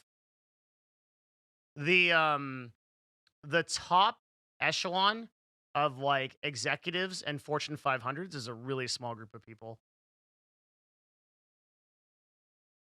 And I know I actually am sounding like I'm a fucking conspiracy theorist now, so I guess it's fine if people accuse me of it, but I've just it's what I've seen.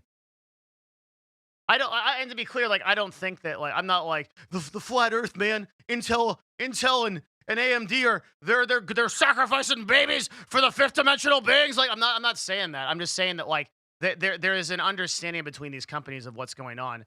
And like they're both profit driven, they're share driven. They talk a lot to each other. And like they're not like working together actively, and there is real competition.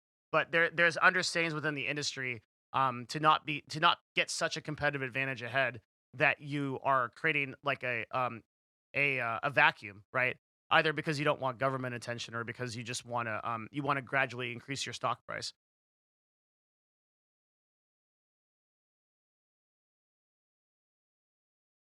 I'll sacrifice a baby for a 3090. Just wait a month. You have to kill a child for it. It's fucking Passover shit.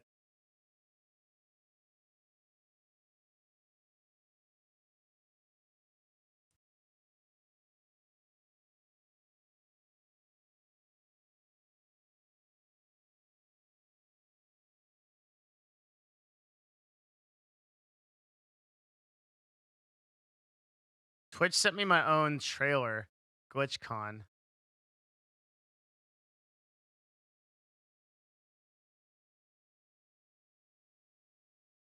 God damn, that looks expensive.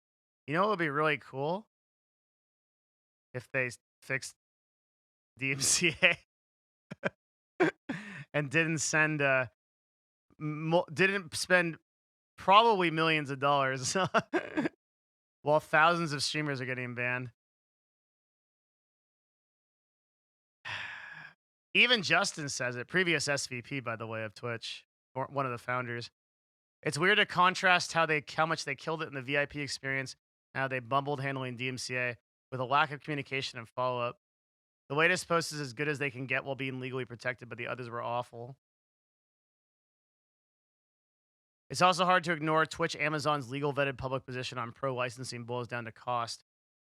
The pros are asking an obscene amount for each license based on archaic models. Twitch does not have the money that people think they do. Important. I don't. Yeah.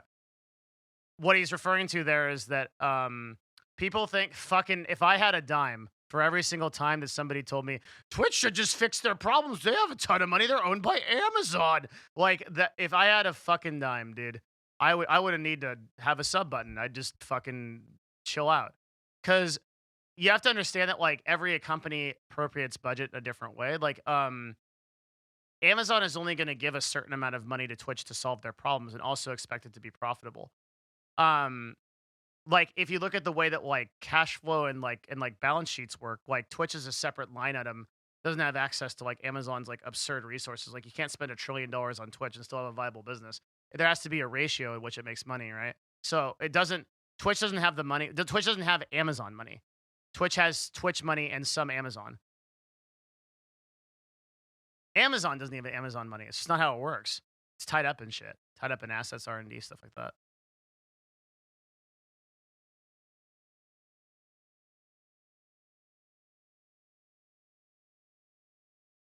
The current constructs for licenses that record labels have with other services, taking a cut of revenue from creators for payment to record labels, makes less sense for Twitch.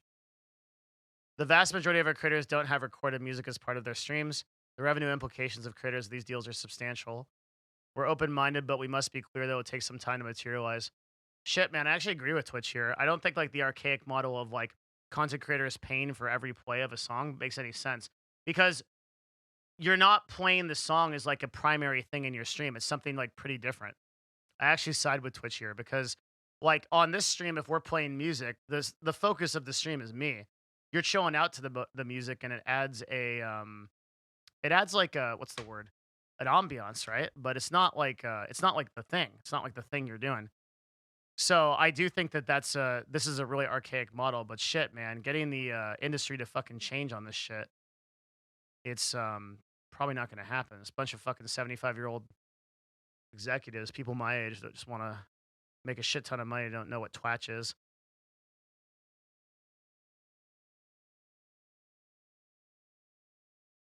As a huge fan of Twitch and the people that work there, I want them to do everything with a VIP experience. It's frustrating to see the high and low in just 3 days. Much worse when you're a partner and your livelihood depends on them getting right.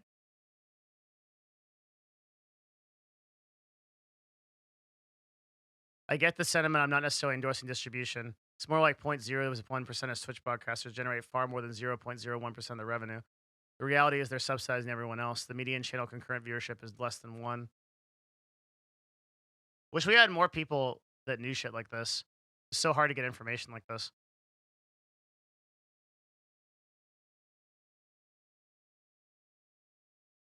How much more would it cost to extend the licenses from Amazon Music to Twitch? I'm unclear. They already have a base to work from.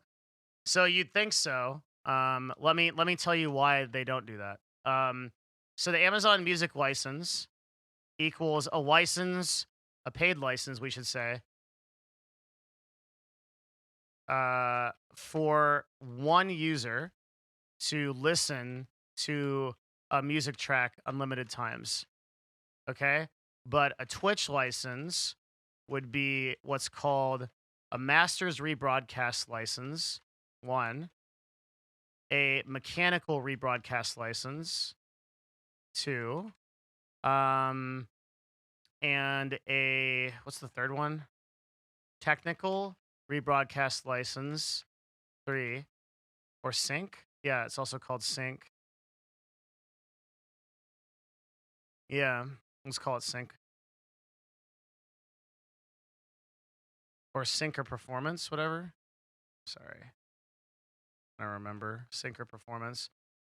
And this is a rebroadcast license. So actually Amazon, because this is the second most common thing. After someone's done telling you that Amazon has infinite money to fix this problem, the second thing you'll hear is that Amazon should just use Amazon Music. But in fact, it's a completely different set of relationships and a totally different thing to do. Literally, the only advantage that Amazon has is that they actually have the phone number of the people to talk to potentially do this. But the implications of it are massive. It requires 3 separate licenses, and it requires a shit ton of money. Fucking shit ton of money to actually make this happen. And rebroadcast licenses are super, super different from any individual music license. You listening to music on Spotify versus me listening to music and rebroadcasting that to 1,000 people is night and day, man. So rather than spend your money saving streamers from DMCA, buy a bus for Soda Poppin' because he's paying for all of us motherfuckers. That's the takeaway from this. How did Facebook do it? They must have spent millions. Yeah, that's it. They spent millions of dollars. And they don't even care about their streaming service.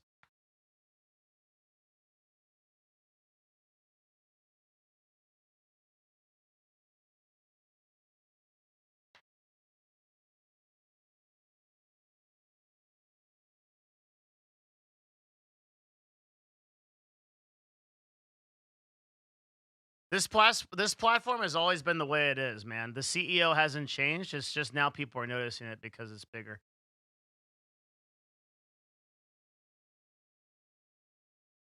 It's like 4chan, dude. Like people say, remember when 4chan was good? 4chan was never good. It's like Twitch too. Twitch was never good. Back in 2012, we didn't even have a fucking working chat. Fucking shit didn't work. Shit never worked. Fucking everything was fucked. Everything's always fucked. It's never been good. It's just people now. It's big enough that people have like nostalgia or whatever. But like, there's always been critical infrastructure problems with Twitch or problems with Twitch. It's just that now instead of CDN problems, those problems are community problems. So they feel a lot worse.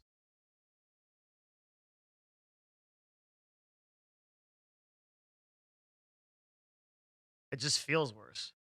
But it's not actually worse. It's just always been bad. This is a cool marketing move though. I'm really interested to see if this like picks up.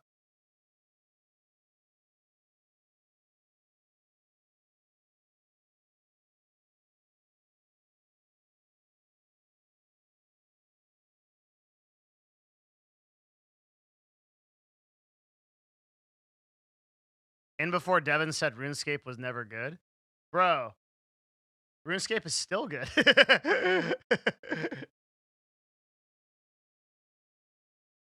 Holy fuck, it's 1 a.m. All right, we had fun. I think I'm gonna go home, watch Fight Club. What job did you do before the job you had now? I ran an esports team. All right. Yo, Twisted Law, thanks for the prime. Yeah, I'm gonna go watch Fight Club. I'm gonna watch Fight Club, have some tea, and eat some dark chocolate. Does that sound good? I'm gonna have a date with myself on this Friday night. That's the plan. Okay, thanks guys. Fun stream. We were on for like 6 hours, 6.5 almost. That's super good. I'll see you tomorrow. I'll probably come into the office to run some shit. I don't know what we'll be doing. Probably just chilling, watching some videos or something. Then we'll pick up on Monday with the normal stream, the industry stream.